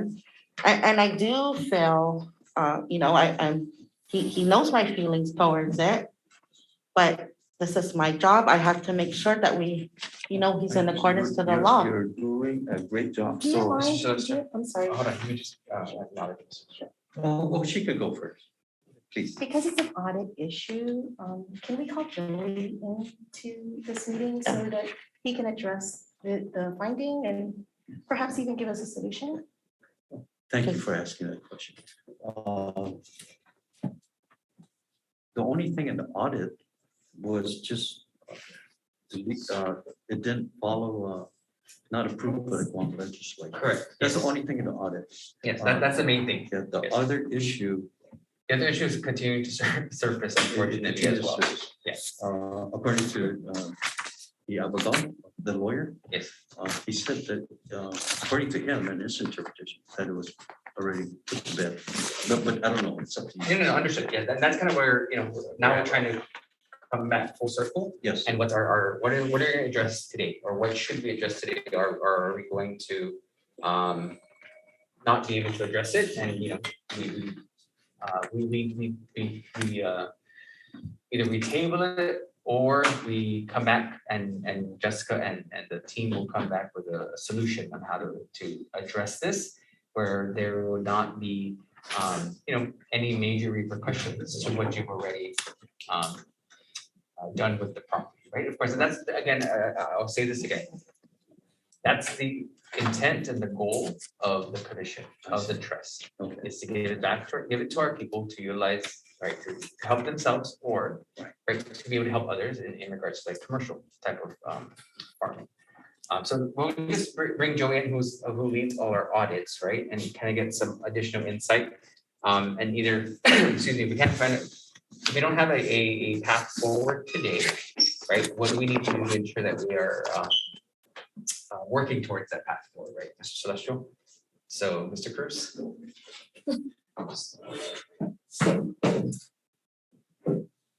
Just so you know, we've met with Mr. Celestial in the past, and we did inform him that our objective is not to take anything away, but to make sure it's processed in a manner within the parameters of the law. So Mr. Celestial's audit, and like he mentioned, was pulled for an audit to review the way, just the way things were processed. Unfortunately, Mr.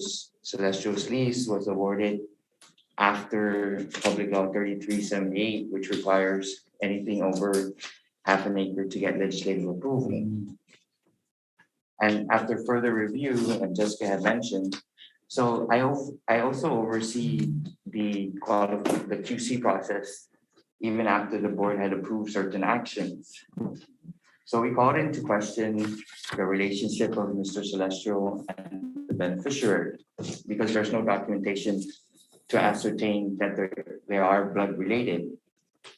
And then we focused on, because of that, then we moved on to the board's action, which was to designate Mr. Celestial as the successor. So everybody is referencing the 5.8 or whatever the case may be. Through the QC process, we referenced the Enabling Act or the CLTC Act, which is a Chapter 75 or 75A. And then we questioned whether the board has the authority to designate a beneficiary outside the group of, the group named, which is spouse, children, brothers and sisters of the widow or widowers, or the nieces and nephews. because we weren't able to ascertain Mr. Celestro's relationship to Ms. Flores or Ms. Blas, we kicked it back. So that's the whole story of how it evolved from just the audit finding to now the qualification. Mr. Toff had mentioned that you can bypass it. Yes, it will continue to be a rollover comment in the management letter.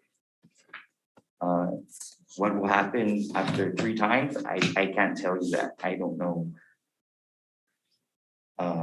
But we did do our due diligence to try to find a viable solution. Unfortunately, we have not been able to come up with one. So that's what it is. Joey, because he has an application, would it be appropriate to give a right of entry until his time and date? Just from my personal belief, right? And we're dealing with the Nolan voids. And Mr. Toff, Attorney Toff had presented some cases. I don't think Mr. Celestial had occupied before July 12, 1995. So that was the solution that was off the table because one of the additional authority was to grant the board authorization to award pre-occupiers. Yeah. Based on his date and time of his application, and the board's position that we're going now based on date and time, he doesn't fit that criteria either. If the board chooses to give him a right of entry, that would be up to the board. It doesn't say you can or you can't, but that was one of the proposed solutions that we did present to the board because Mr. Celestial falls under that category. But then it comes to question now is the 2 acreage award, which is contrary to law. So another option, if the board was to adopt the right of entry, maybe you minimize it to half an acre. But just know that anything that he does after that, and the next, like Jessica said, the next board comes, we're going to be liable to Mr. Celestial. So we have and we continue to try to find a viable solution to Mr. Celestial's case. Unfortunately, we haven't found one yet. Right, based on the audit findings and not necessarily taking what was done by the previous commissions. Nonetheless, it still needed board approval because of the lease date. That's what auditors are saying is that because the law was passed 3378 prior to the award of Mr. Celestial's lease, the law should have been considered when the award was done, which would require for us to go to the legislature to get approval. I think that, Mr. Celestial, do you have a reference based on the law? Do you have a preference? Only what year are they using the 2019 law? I mean. The 3378. No, the lease. The lease was signed in 2019. Right. Which is subsequent after the acting Right, of the but the law. original lease was 2011. Even though it was null and void, it was still a lease issued and it was good at that time. And even though it was null and void, my original lease was in 2011. Understood, but your original lease was deemed null and void by the Attorney General. Right, I understand that. So that was terminated. Yeah, but it was still a lease. It was terminated based on law because we weren't authorized to allow switch and transfer of date and However, time. that was the original date and time. So That's my understanding, is that the original lease was 2011. And even though it was null and void, and reissued in 2019 because of the Attorney General, it to me, being a layman, I would think if you talk about an original contract, the original contract was signed on 2011, the date, that's my understanding. Now, if you want to use 2019, then that's the date that disqualifies me from the right acres. Exactly. And so I just want to issue that out, that my original lease was 2011, not 2019. But just so we bring it back, that's The switch of transfer of application date and time is what fell under the null and void lease listing. So in actuality, that lease was voided due to the action that wasn't allowed by law. Okay, so I think we've definitely spent some good time and dialogue on this, right? And I'm still not sure or clear if we have a path forward as far as whether or not we are going to address this or we are going to keep things intact as is, as proved prior. The hard part for that is that it's not within the confines of the law, right? And we're still stuck with the 2 acreage issue, right? That needs to get approved in one way, shape, or form. So I'm gonna look to our commissioners, do we, or even Attorney Toff, right? I don't want to necessarily say that we know what we're gonna move forward to, but I also don't want to necessarily say that we keep things as is with not, giving Mr. Celestial the comfort. I mean, that's at this point, is the comfort that we're doing, maybe we're looking outside more of what can be done in that sense, right? I appreciate that. I don't know, I'm gonna kind of turn it to you guys and see, do we table this and we take it where we work with Attorney Toffs a little bit more, and if we're solid that we're going to stick to what was approved in the past, then our commissioners need to stick to that as well and again, apply it to everything we come across. Mistakes. Is everything we've been dealing with, yes. If you give him a right of entry, and then you take this case to the legislature and have them pass that lease for him. 8,000 square meters. That's my solution that I think would work. Mr. Chairman, but that still doesn't resolve the issue between Yvonne and LG Gloss. Correct. That's the origin of the problem. Yeah, that's still a lingering Yes, problem as well. and like the attorney and Director Comanche mentioned, right, it's gonna come in front of another board after we all expired again. So I want to revert back to what Joey was saying, that we have to go to the board, to the legislature to get the 2 acres approved. Is that what we're saying? Addressed. Based on 3378, yes. Based on 33, because he was applying for agriculture. Initially, he had a resident, then it brings us back to the residential On the application. original, right? Not when it was So- transferred to Yvonne. From Yvonne. Yes, but see, now that he switched application type, we are pending the additional guidance or authority presented by Attorney Tom. In the event that it's not granted, we may run the risk of having to revert everything back.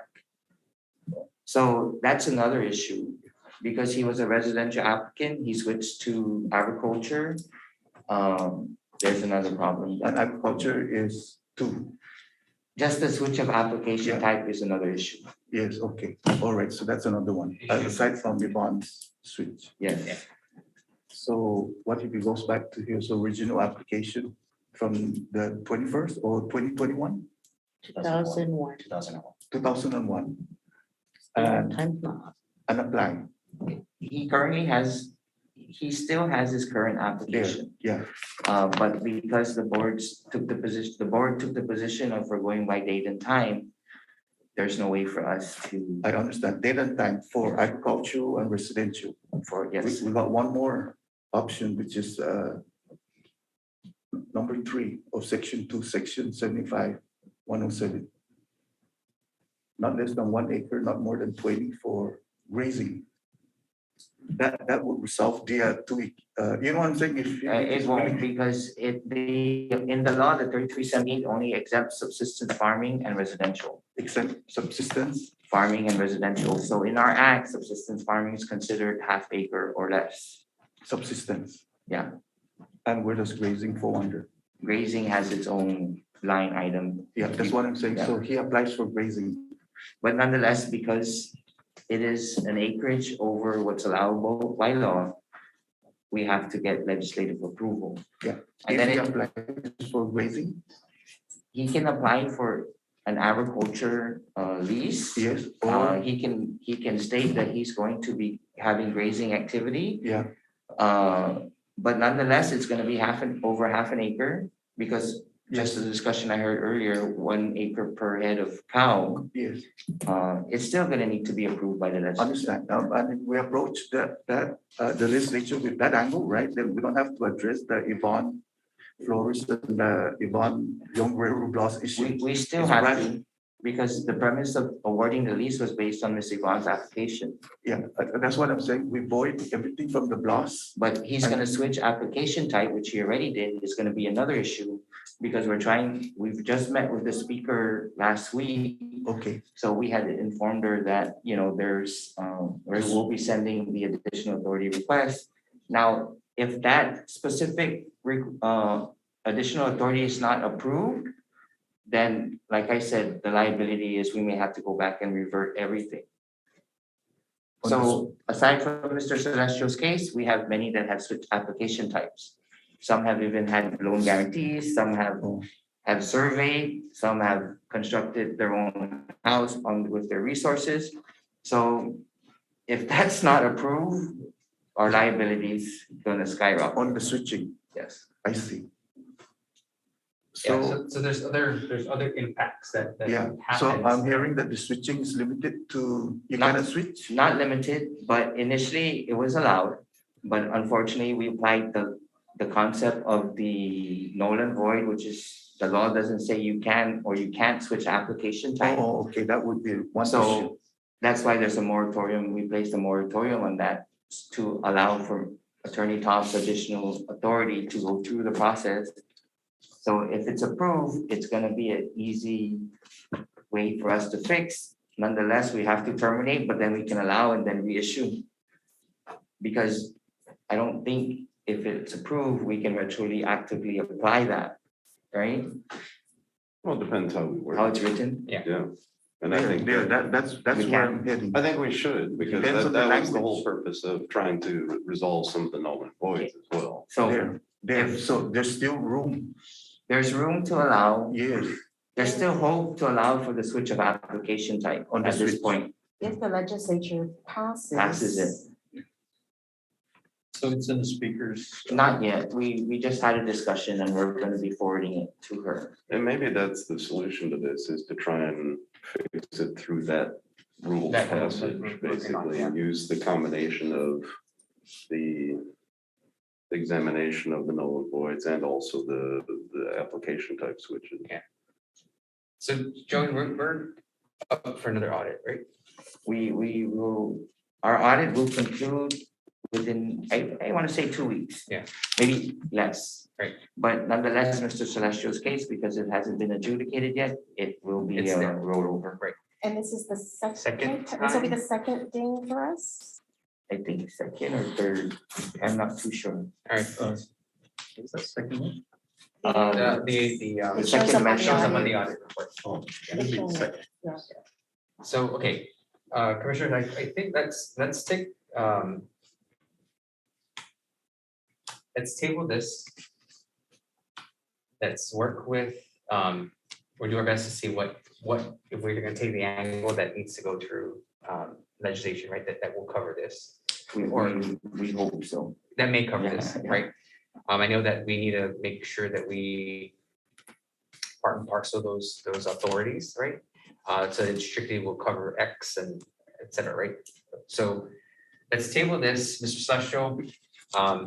I think we're gonna need a little bit more time here before we can even make any other decisions. However, we'll make sure that Jessica continues to keep in contact with you, just to at least say, sir, we have not heard anything, right? Because, not hearing from us will also maybe, cause a little bit more distress. So we'll take that approach, commissioners, if you don't disagree, and we'll do our best to see our path forward. Well, thank you for understanding. I really do. I mean, there's Yeah, because there's, I mean, I'm sure you understand, right? There's all the implications Right. here and all the others that are still waiting as Yes. well, and making sure that we can address that going forward. Right. Within the confines of the parameters of the law. So, did you? Yeah, Mr. Celestial came in requesting utility authorization for his agriculture, so he can regain agriculture rates. But yeah, I'm glad you brought that up. Yeah, but I don't, that's not in our agenda to adjust. I know he just, yeah, so I just want, he's gonna bring that up to you because it's not gonna, we're not pushing it forward. We're not preventing it because of humanitarian reasons. Mr. Celestial has water. What our concern is that if we cannot resolve it, any additional funds that he should invest into whatever he's doing is gonna create more liability on us. So if the board decides not to adjudicate or rectify or resolve his issue today, we are hesitant of awarding utility for agriculture water rates because he may have to trench pipe, put in a meter, or do whatever it is. What is his water rate now? He's president. Residential. Yes, $300 a month. Yeah. My water rate is $300 a Raising those month. animals? And I what I don't did, know. I'm sorry. But what I did was I went to agriculture because I'm a bona fide farmer. And I got the certified certificate renewed in just this month. And when I went to GWA, they said I need another letter from CHamoru Land Trust to authorize the agricultural water. I was authorized agricultural water before, but when I got a plumber, he said it's gonna cost $8,000 because of the distance. So I didn't have $8,000 at that time. So now I have a better plumber that's less than 8,000. And I really need it because my monthly water bill is $300 a month. And I could show you my water bill if you like. And what that would do would cut it in half because I had agricultural water first because I didn't have a house. And then when I had a house, I didn't want to break the law. So I had to switch it from agricultural to residential because I didn't have the $8,000. And so now that I have an opportunity to get agricultural water, the only delay is a letter from CHamoru Land Trust with the bona fide farmer certificate for GWA to allow me to put agriculture. The meter is 350 feet in the front of the main road. So I wanted to bring both meters to the front, which they approved, but I'll have to go across the road, cut the road, attach, connect to a 6-inch water pipe, bring it in 100 feet with 2-inch pipe and run a 1-inch pipe all the way up to where my property is. And then they'll put the 2 meters in front. And so if the board decides, or by the grace of God, you can save me $300 a month. So, Mr. Celestial, you do realize that everything you shared with us, that's a cost, right? Yes. To put all that.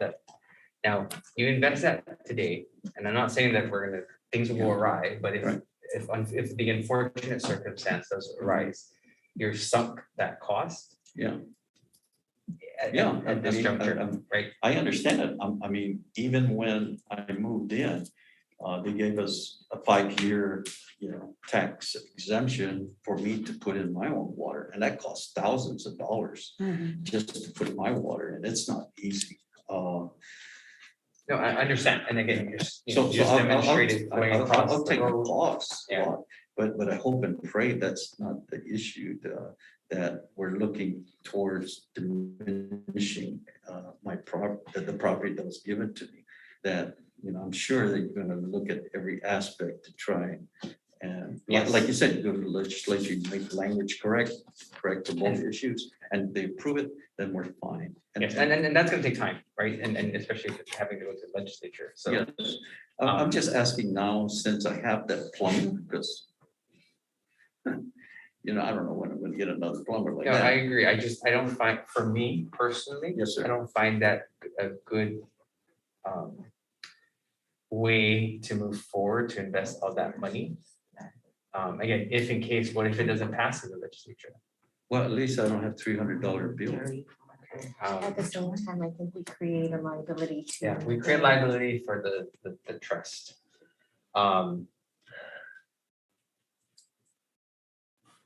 Joey,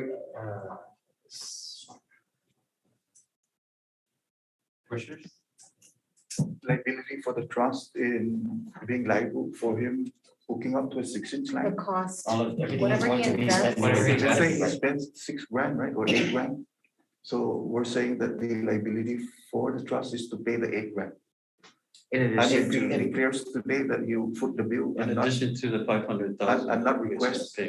so it would be $6,000 instead of $500,000.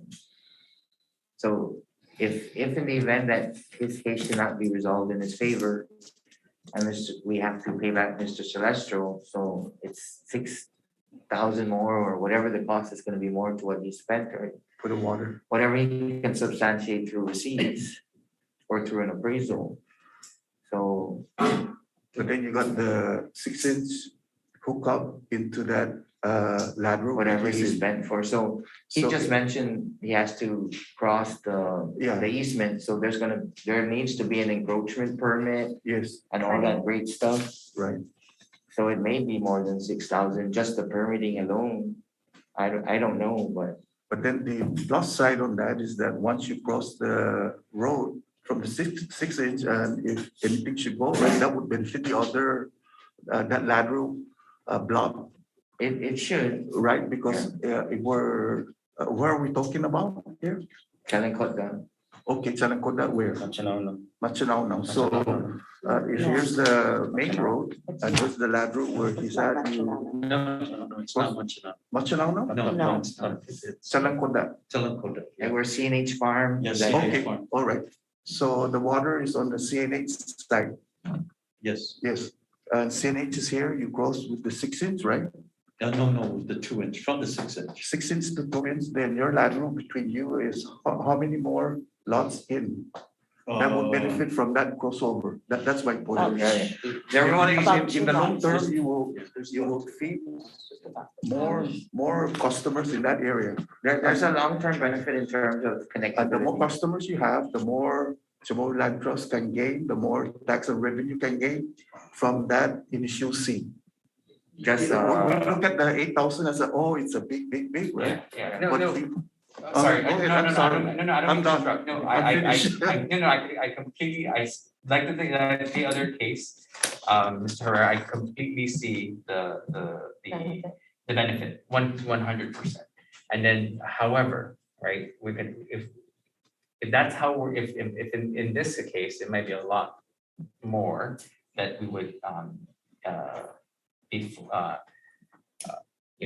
absorbing from that liability, right? It's a little bigger in that sense. However, again, I really, we appreciate that perspective, because, we may not have thought of that.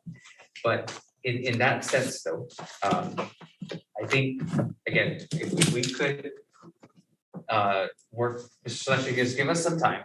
Okay. And we, if by the next meeting, at least we get to some sort of path forward. Okay. And then we can, let's then address, right, I'm gonna task it to Joey and Jessica to figure out the agriculture. If I may, I Yes. mean, Mr. Celestro had mentioned that, and he's willing to spend that money. Is that correct? Of course, that's what I'm asking for. So, I mean, maybe it should be considered and sign some kind of release of liability on us, so at least he Right. pays $100 some water bill instead of 300. That could, if it's possible, I mean, and just allow him to connect the water, that's a solution, if Attorney Toff agrees it's viable. Yeah, I think if we do a motion contingent on agreeing to waive liability in the case of a alteration of the lease status, yeah. I mean, that would resolve his $300 water bill and allow him to apply for agriculture water rates. And there won't be any liability on us in the future. And then to add to that clause, that when other customers or CHamoru Land Trust recipients started hooking up in that same lateral, then now that cost can be Yeah. spread at a pro rate to help. I think there's also like a buyback program or I think something. it goes to Mr. Celestino. Yeah, a That's credit back that's or a something. basic development process, right? Yeah, Get the infrastructure in. GWA told me that will happen. a credit back or something. Yeah. If I do run the line and they put two Oh, residents in there, that Then three. they could hook up. Within but- 5 years, I believe, right? Oh, Within it could 5 be years. shorter. Yeah, they could hook up onto the line, but they'll have to give me the difference or a percentage of how much I. It's a credit back. Same as the power line. Yeah, same like Same as the GWA. power line. poles. Yeah. So if we stop it today, then this guy's gonna be hanging on the limb again. Yeah, So, so that could be a resolution to Mr. Celestial's case. If, like Attorney Todd had mentioned, if the board makes a motion and passes it with releasing the liability on the trust for any further investment in terms of Right. water or whatever, and he agrees, then it resolves it and we can issue him the utility authorization to get agricultural water. Good move, just for the agricultural, because I already paid like 5,000 for Yeah. it. For the new line you're. Yeah, for the new line only, yeah. So, Mr. Sergio, do you agree with that? Then I'll take the Proposed, liability if this thing doesn't go through, the proposed, just for the agricultural water. yes, Sure, I mean, as long as, because we don't know how long this is gonna take. correct. And I could save me $150 every month. Sure. If I may, for any improvements done from this day forward, because he's already aware now that there's some issues. If Mr. Celestial decides he wants to put up something else, I mean, you're already aware that there's some issues that need to be resolved. There's no more improvement, just the water. If you come out to my place, you can see I have a house already on the property. I have so many fruit trees and everything, and you've seen the place, and yeah, I don't think I'm gonna make any more improvements. Okay. And we even fenced the whole 2 acres. Because we have pigs and they'll come in and tear up my property, so I had to fence the whole 2 acres, which has cost me a lot of money. did you take photographs each day when you did the audit? I did the that we can see GPS, but there is photos that's In the in file. the file, and it's still Okay. the same. So that we can see, what he's saying. So, okay, so the proposed motion or the proposal at hand is to, for the board to allow for Mr. Celestial to run the agricultural water line up to closer to your residence. Yes. And with that investment or Cost. improvement, Yes. and that cost that you'll be, you kind of relinquish that liability from the. Yeah, I'll incur it. Yeah. Yes. And then the liability doesn't fall No, onto no, the. no, but everything else, Right. prior to. So commissioners, how do you feel about that? And would we like to take action? Sounds like a resolution, then, At least They- they- to get to assist at this juncture, right? yes. All right, if we would like to move on that, I would. who would like to make the motion. I like to, but the language was so long, so I'd like to make a motion to approve the utility For permit for agriculture for Mr. Robert Celestial on the specific lot number 15-1 block 3, 15-1, block 3. block 3, Okay. in the municipality of Dedidu, With the condition. with the condition, with the condition that all costs would be incurred by Mr. Celestial And he'll sign a waiver to and to release. sign a waiver Recently, some liability on COTC. with the CHamoru Land Trust Commission. In the case that the issue is not resolved, meaning that if the 2 acres is not approved. Tina, Got it. Okay. Mr. yeah, may I get a second? Oh, Tina's asking to To repeat repeat it. it. Or repeat it? Okay, Yeah, after you get your second. Yeah. so, okay, so that, motion by Commissioner Herrera, may I get a second? I second. Okay, second by Commissioner Brigale, any objections? Okay, hearing none, motion passes to allow Mr. Mr. Celestial to proceed with agricultural rates and bringing in the pipes on his current property with the stipulation and condition that he relieves the commission with the liability with the investment that he's made. Right. Okay. Okay, thank you. All right, thank you, Mr. Celestial. We'll keep you, thank you so much for your time today. Appreciate you joining us. And Jessica and or Joe will be in continuous contact with you. Okay, And thank you so much. Thank you. Board members, I really appreciate it. I'll go back and tell my wife and maybe I'll cook her some steak or something. Okay, commissioners, we have one more agriculture. And that will complete our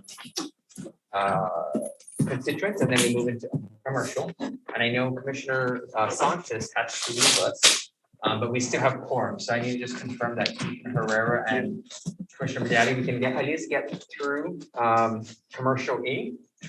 Okay. And then the rest I can table. Yes. Okay. All right. Thank you, Commissioner Sanchez. And may I ask on our land agents who will be Thank you, Director. okay for Mr. Pangilinan? Okay.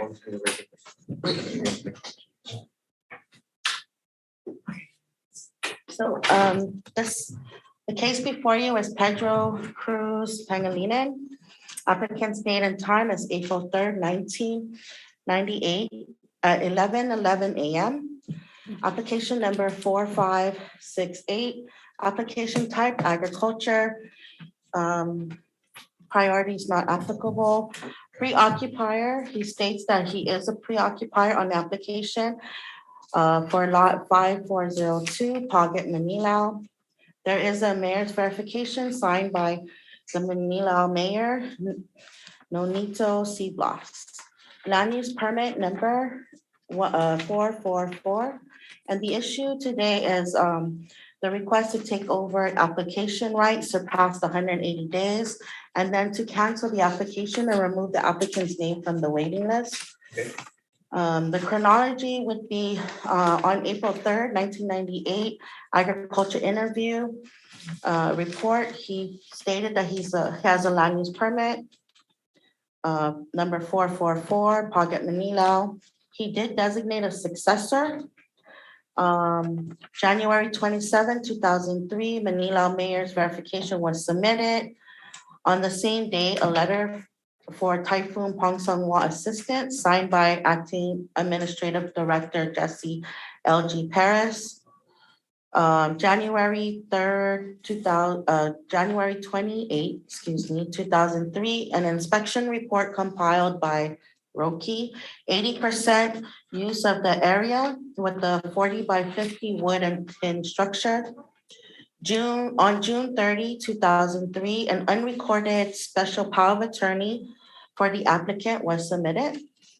And then on January 16, 2020, Geraldine Castro, the daughter of applicant, requested to be the designated successor.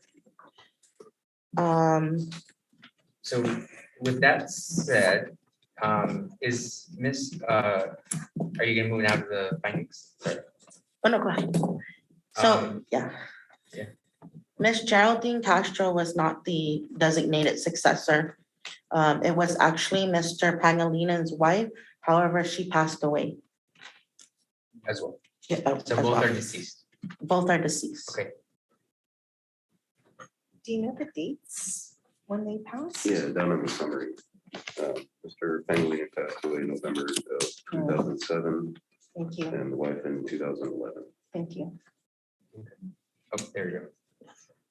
However, the children came in on December 22nd, 2014 to notify us of his passing. And we have all the proper documentation.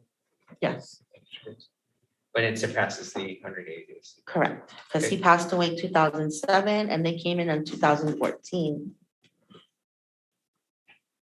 Okay, and our task for the commission is to cancel the application and remove Mr. Pangilinan from the waiting list. Well, I just wanted to get clarification from legal counsel on the 180 days. If there was a designated successor, does the 180 days apply to an application or it does not?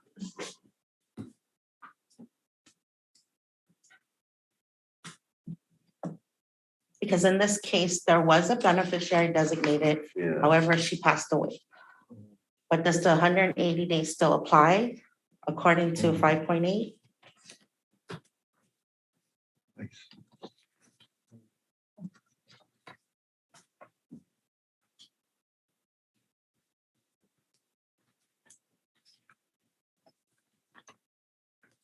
You never requested to transfer the lease to her name? There's no lease. I mean, sorry, the application. No, it looks like there was no, she didn't submit any documentation after his passing. After his passing, and then she passed, And then she nothing passed, had yeah. also transpired. Right. So, yeah, so she would have been the successor to the application. But she passed away and presumably didn't designate anyone because she didn't file anything with us. Right.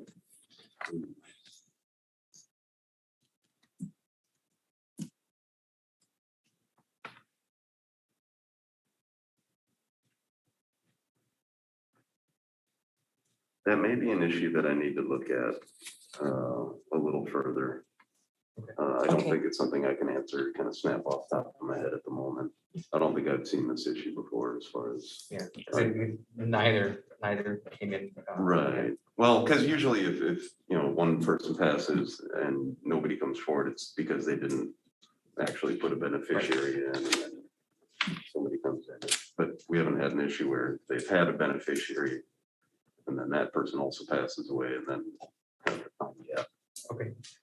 All right, so let's go ahead and table this so that you can work through it with Jess. Yeah. And we can hopefully address it in our next meeting, Jessica. Okay. All right, thank you so much. Joey, commissioners will go through the next agenda item, which is one that has also was tabled last time. I want to make sure we try to get through it. So it's the Guam International Country Club. Joey is our designee for this.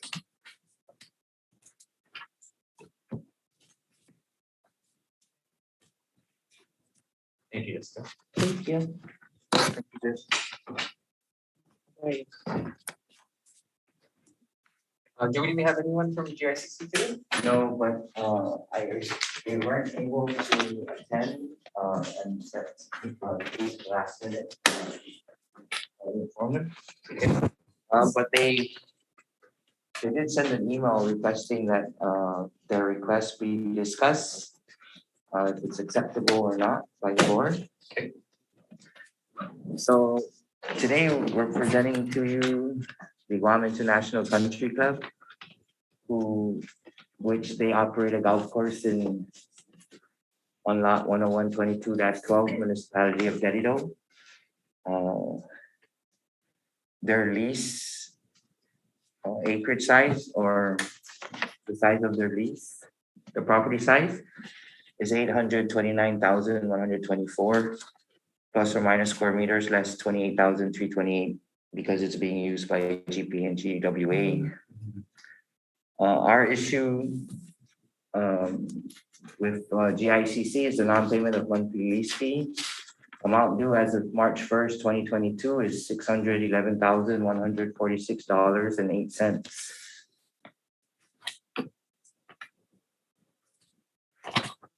We had communicated with GICC through email on numerous occasions. For example, on August 5th, we sent them an account statement which reflects the amount due of $154,208.56. And then October 1st, 2020, we send them a statement again reflecting their arrears and so forth and so on. And we keep sending them. On October 13, 2021, we received via email a letter dated October 13, 2021 from GICC acknowledging CLTC's willingness to work on a payment plan with GICC. Excuse me. And then they requested to be on the board meeting but because of scheduling issues, they weren't able to attend. So we rescheduled and all that other great stuff. Although in their letter, GICC stated as a gesture of good faith, beginning this November, we will resume paying 50% of the rent due. As of today, we haven't received any payment from GICC.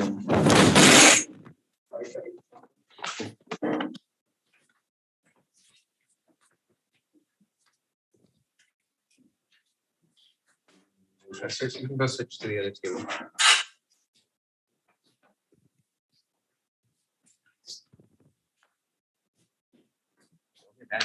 Heavy hand. No, I think the amount owed is heavy. 50%.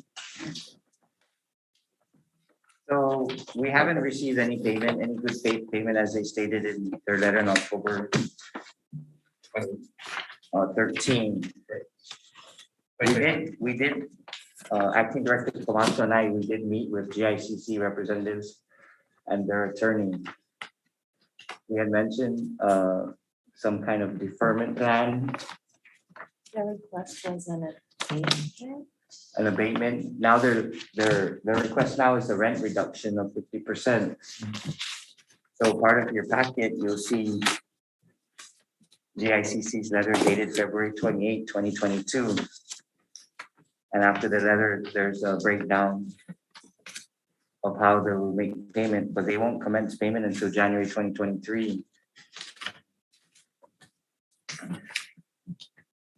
And they should complete all arrears, or they should pay in full their arrears by October 2025 with a rent reduction of 50% from March 2020 to December 2022. So they're requesting a 50% reduction for their old rent from March 20 to December 2022. So instead of paying the full, they're going to pay half and begin paying the normal rent rate in January 2023, in addition to half of what was owed. How much longer is the lease? You know, till 2039, I think. 20, yes, So it's that's fair. correct. And there's an escalation coming up. In 2024. Our suggestion, or our options we would like to present the board for consideration to address GICC's non-payment of monthly lease payments is option A, grant GICC a rent deferment till December 31st, 2022, as they requested in their packet, without a rent reduction. And instead of allowing them up to October 2025, we'll grant them an additional year, so it'll be up to October 2026. Option B is, because of non-payment, we terminate the commercial lease and go to the process set forth in CLTC's commercial rules and regulations to commercially lease property. We find another tenant. Option C, and I know that it's kind of extreme, my options that I'm presenting is option C is we terminate the commercial lease and designate the property to be developed for a residential subdivision. Because all infrastructures within in the area. So that's what we have to present today. Run through the options again. What's the first one? Option A is to grant GICC a rent deferment to December 31st, 2022, with payments commencing without the rent reduction, with payments commencing on January 1st, 2023. Payments will include the normal monthly lease payments plus the additional payment that we've applied to the arrears, which should be paid in full by October 2026. So normal plus arrears, regular rent. We just have to sit down and figure out what it would be within from 2023 to 2026. Right. Okay. So that's option one. Option B is to terminate the commercial lease and go through the process set forth within CLTC's commercial rules and regulations, which is to go through the competitive bid and find another tenant. Option C is to terminate the commercial lease and designate the property to be developed for a residential subdivision. So commissioners, I mean, I think, you know, always, Joey, thank you for those options. They're always, very fruitful for us to consider. It's heavy, it's on the table. But I also think from the commissioner's perspective, right, in just kind of seeing the interactions we've had, maybe not as frequent or but that, is the interest still there, right, to operate? And maybe, take the, we'll respond to their requests, right, with, let's say, one of the options, let's say, let's not take the extreme yet, we go with option A, and see if they, and see what other, discussions or negotiations can happen from there, right? 'Cause I mean, I feel that, hopefully, right, we're already, we're almost done with Q1, and things should start looking up, right, for our island. Give them that opportunity to defer. However, here's the plan from 1/1/2023 to, 2026 or whatever that, and if it has to be extended a little bit, we can be amenable to that.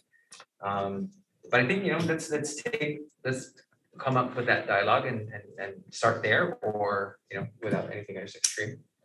So just also for option one, we may, if you guys would consider not assessing any late fees or penalties. Yeah.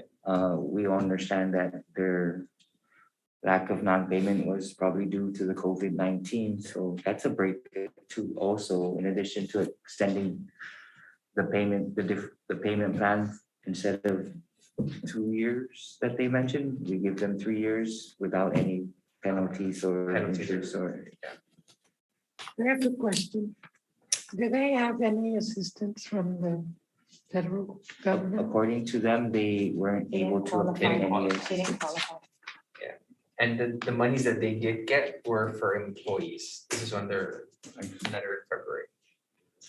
I think only locally they bought from Gita, I think, if I'm not mistaken, but no federal assistance. I have a question, Mr. Chairman. The customer base is basically tourists or local or combination? A combination. Combination, I believe, Commissioner Herrera, I read one of the letters, about 60% is tourists. Okay. Yeah. So we're projecting between April, May, June, we're going to start having an increase. Roughly, yeah. Hopefully, right? Yeah, I work for, the one up the hill in the air, so that was the projected. It's by April, March, April, May, June. Yeah, we'll We start should be seeing. having an increase from some customer base from Southeast. So we give them time to catch up, right? Yeah, In that sense. If the customer base is 60%, then Mr. Joe here that. Because it's gonna be a gradual return. We won't see the numbers that we're accustomed to. Right, yeah. So if we give them that time to gradually, get the revenues in, and say up to the end of this year, but the beginning of next year, it's your current rent plus your arrears. Okay. It's kind of what's Joe's option, with no penalty.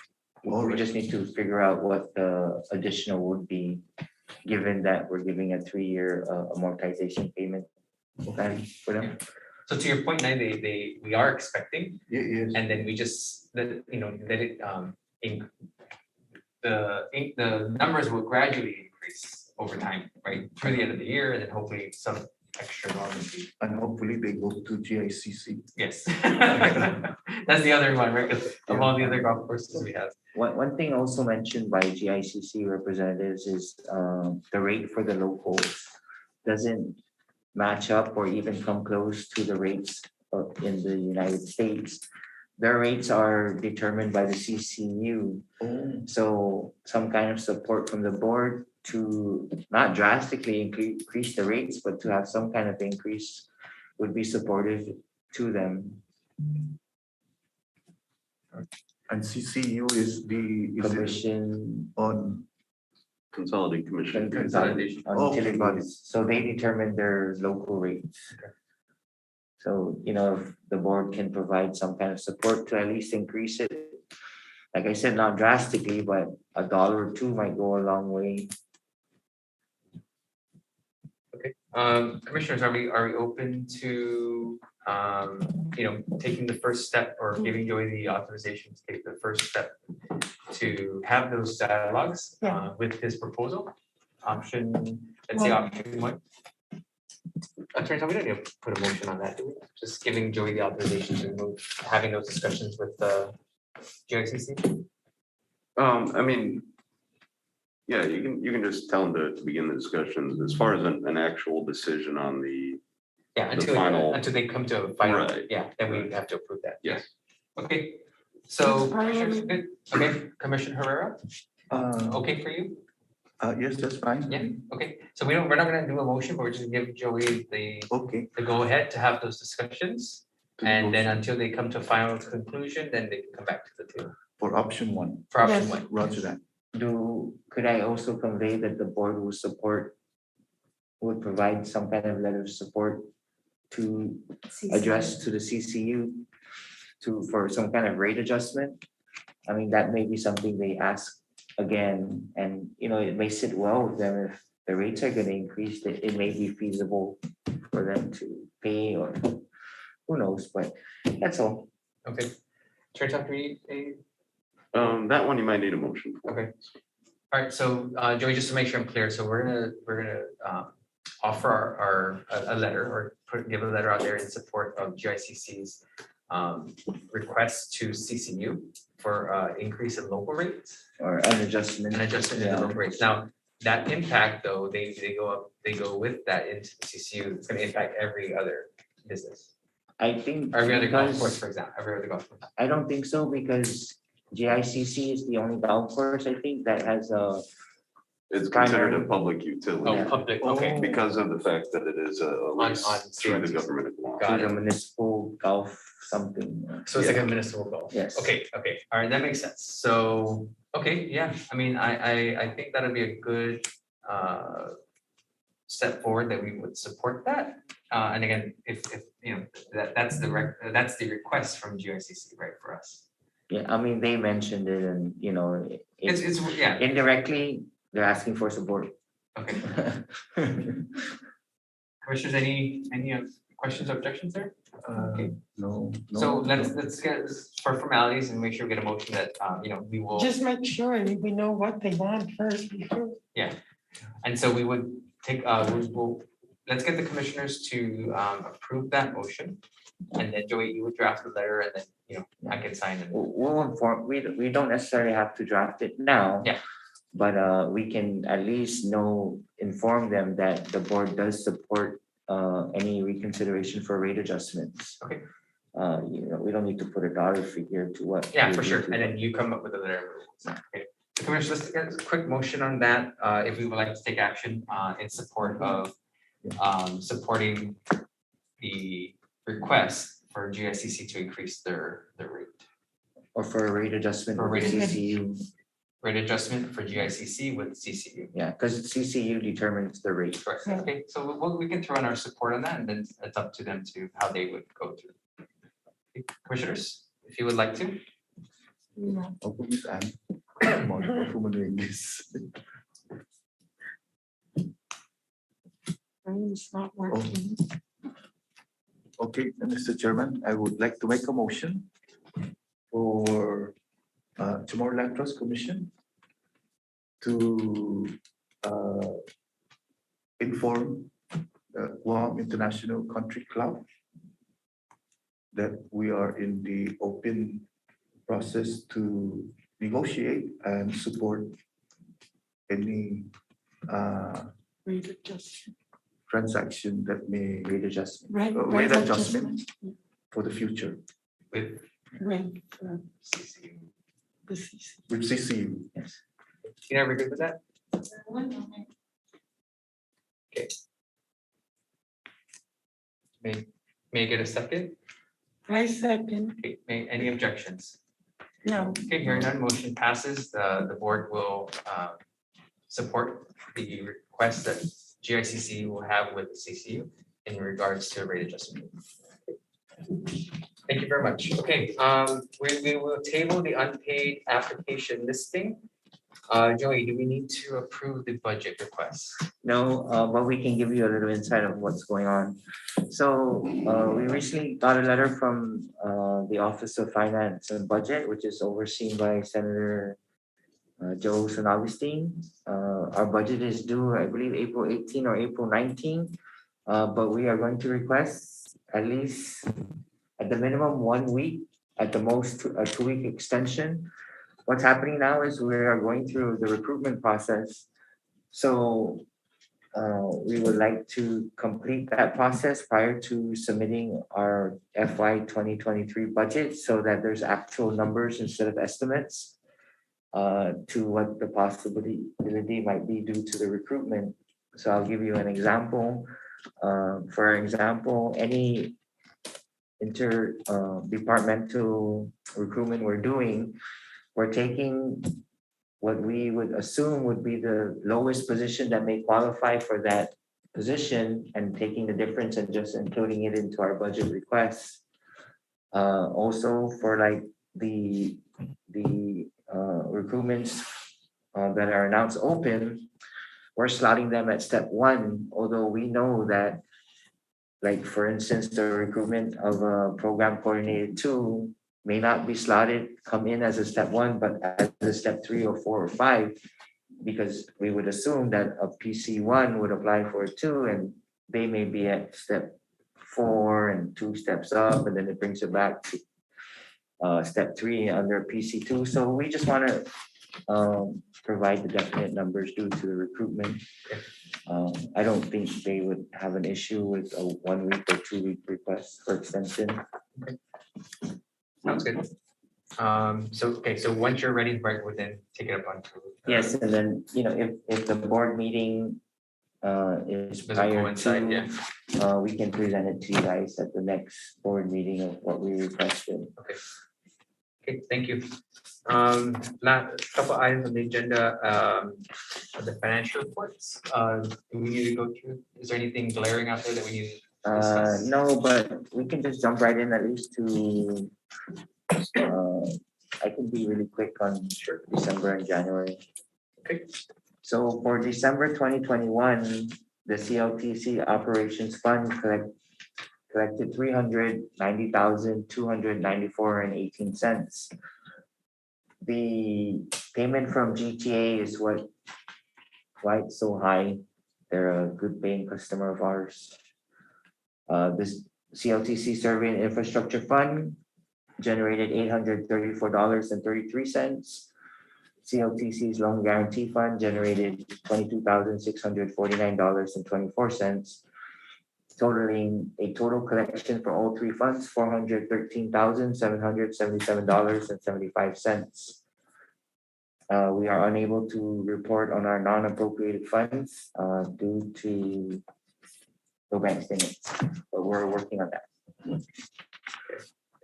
You're welcome, sir. For January 2022, CLTC's Operations Fund collected $5,080.05. CLTC Survey and Infrastructure Fund collected $1,577.99. CLTC's Loan Guarantee Fund collected $14,533.38, bringing the total collection for January $21,191.42. So there's a drastic drop. GTA's leases are due in December. That's the difference. And again, as of report time, the bank statements weren't ready. Okay, thank you so much. I'm sorry, and just for the record, I want to go back to 3B for commercial. We are tabling the RFPs for the declared commercial use lots. So just for the record. All right, and then lastly, we have our agencies report. Angie, anything you want to highlight? So really quick, Joey has been working really hard, meeting with Bureau of Statistics and Plans and a nonprofit, RCAC, Rural Community Assistance Corporation, to get technical assistance and assistance for infrastructure. So hopefully we have an application going in possibly tomorrow, and that's for the TAP grant. We've encountered some issues regarding our account with grants.gov. But what happened was we deleted it and it's a 24-hour waiting period for us to recreate one.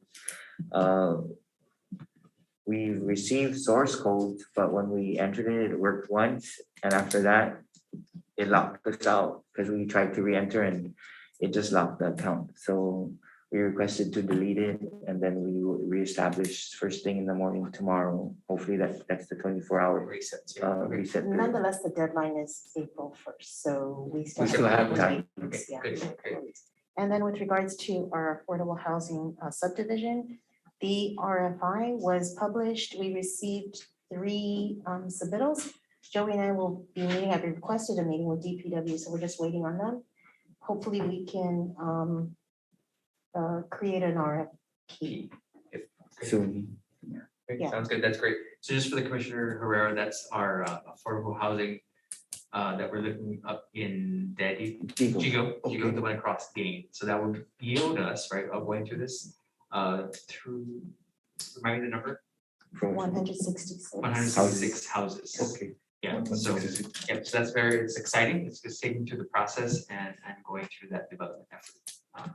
Anything else, Andy? Good job. And then, like Joey mentioned, we're in the process of recruitment, and we're just pending some office furniture and additional equipment, so. We'll be ready. Okay. Okay, thank you, Angie. And lastly, our commissioner's comments. So I think I want to start off with, again, welcoming Commissioner Herrera. Thank you, It's sir. good to have you on the board. It's good to have, getting our commissioners full so that we can, go through the hard work of making sure we clean up, some of the unfortunate issues that we have, but also really looking forward to issuing new leases. And I think we should be almost there. Like Joanna shared, right, with the December 1995, they're working diligently on the 187, and we hope to start issuing from that group. So, anything you'd like to comment? No, I'd just like to thank the staff and management for their hard work. Yes. And, to continue their due diligence in their progress. They're doing an outstanding job as far as I see from the last time that we started the commission about 30 years ago. So, but it's really automated and since we started back with Joey, it was just a typewriter and but now it's an interface. So, keep up the good work. Yes, thank you, everybody. Yeah. Commissioner Bernardo? No comment. No comment? Okay. Thank you so much. Okay, the time is 5:15. May I get a motion to adjourn? I'd like to make the motion to adjourn. Thank you. Any objections? None. No. Hearing none. Meeting adjourned 5:58. Thank you, everybody. Yep, I was gonna go to the Lone Star or. Okay.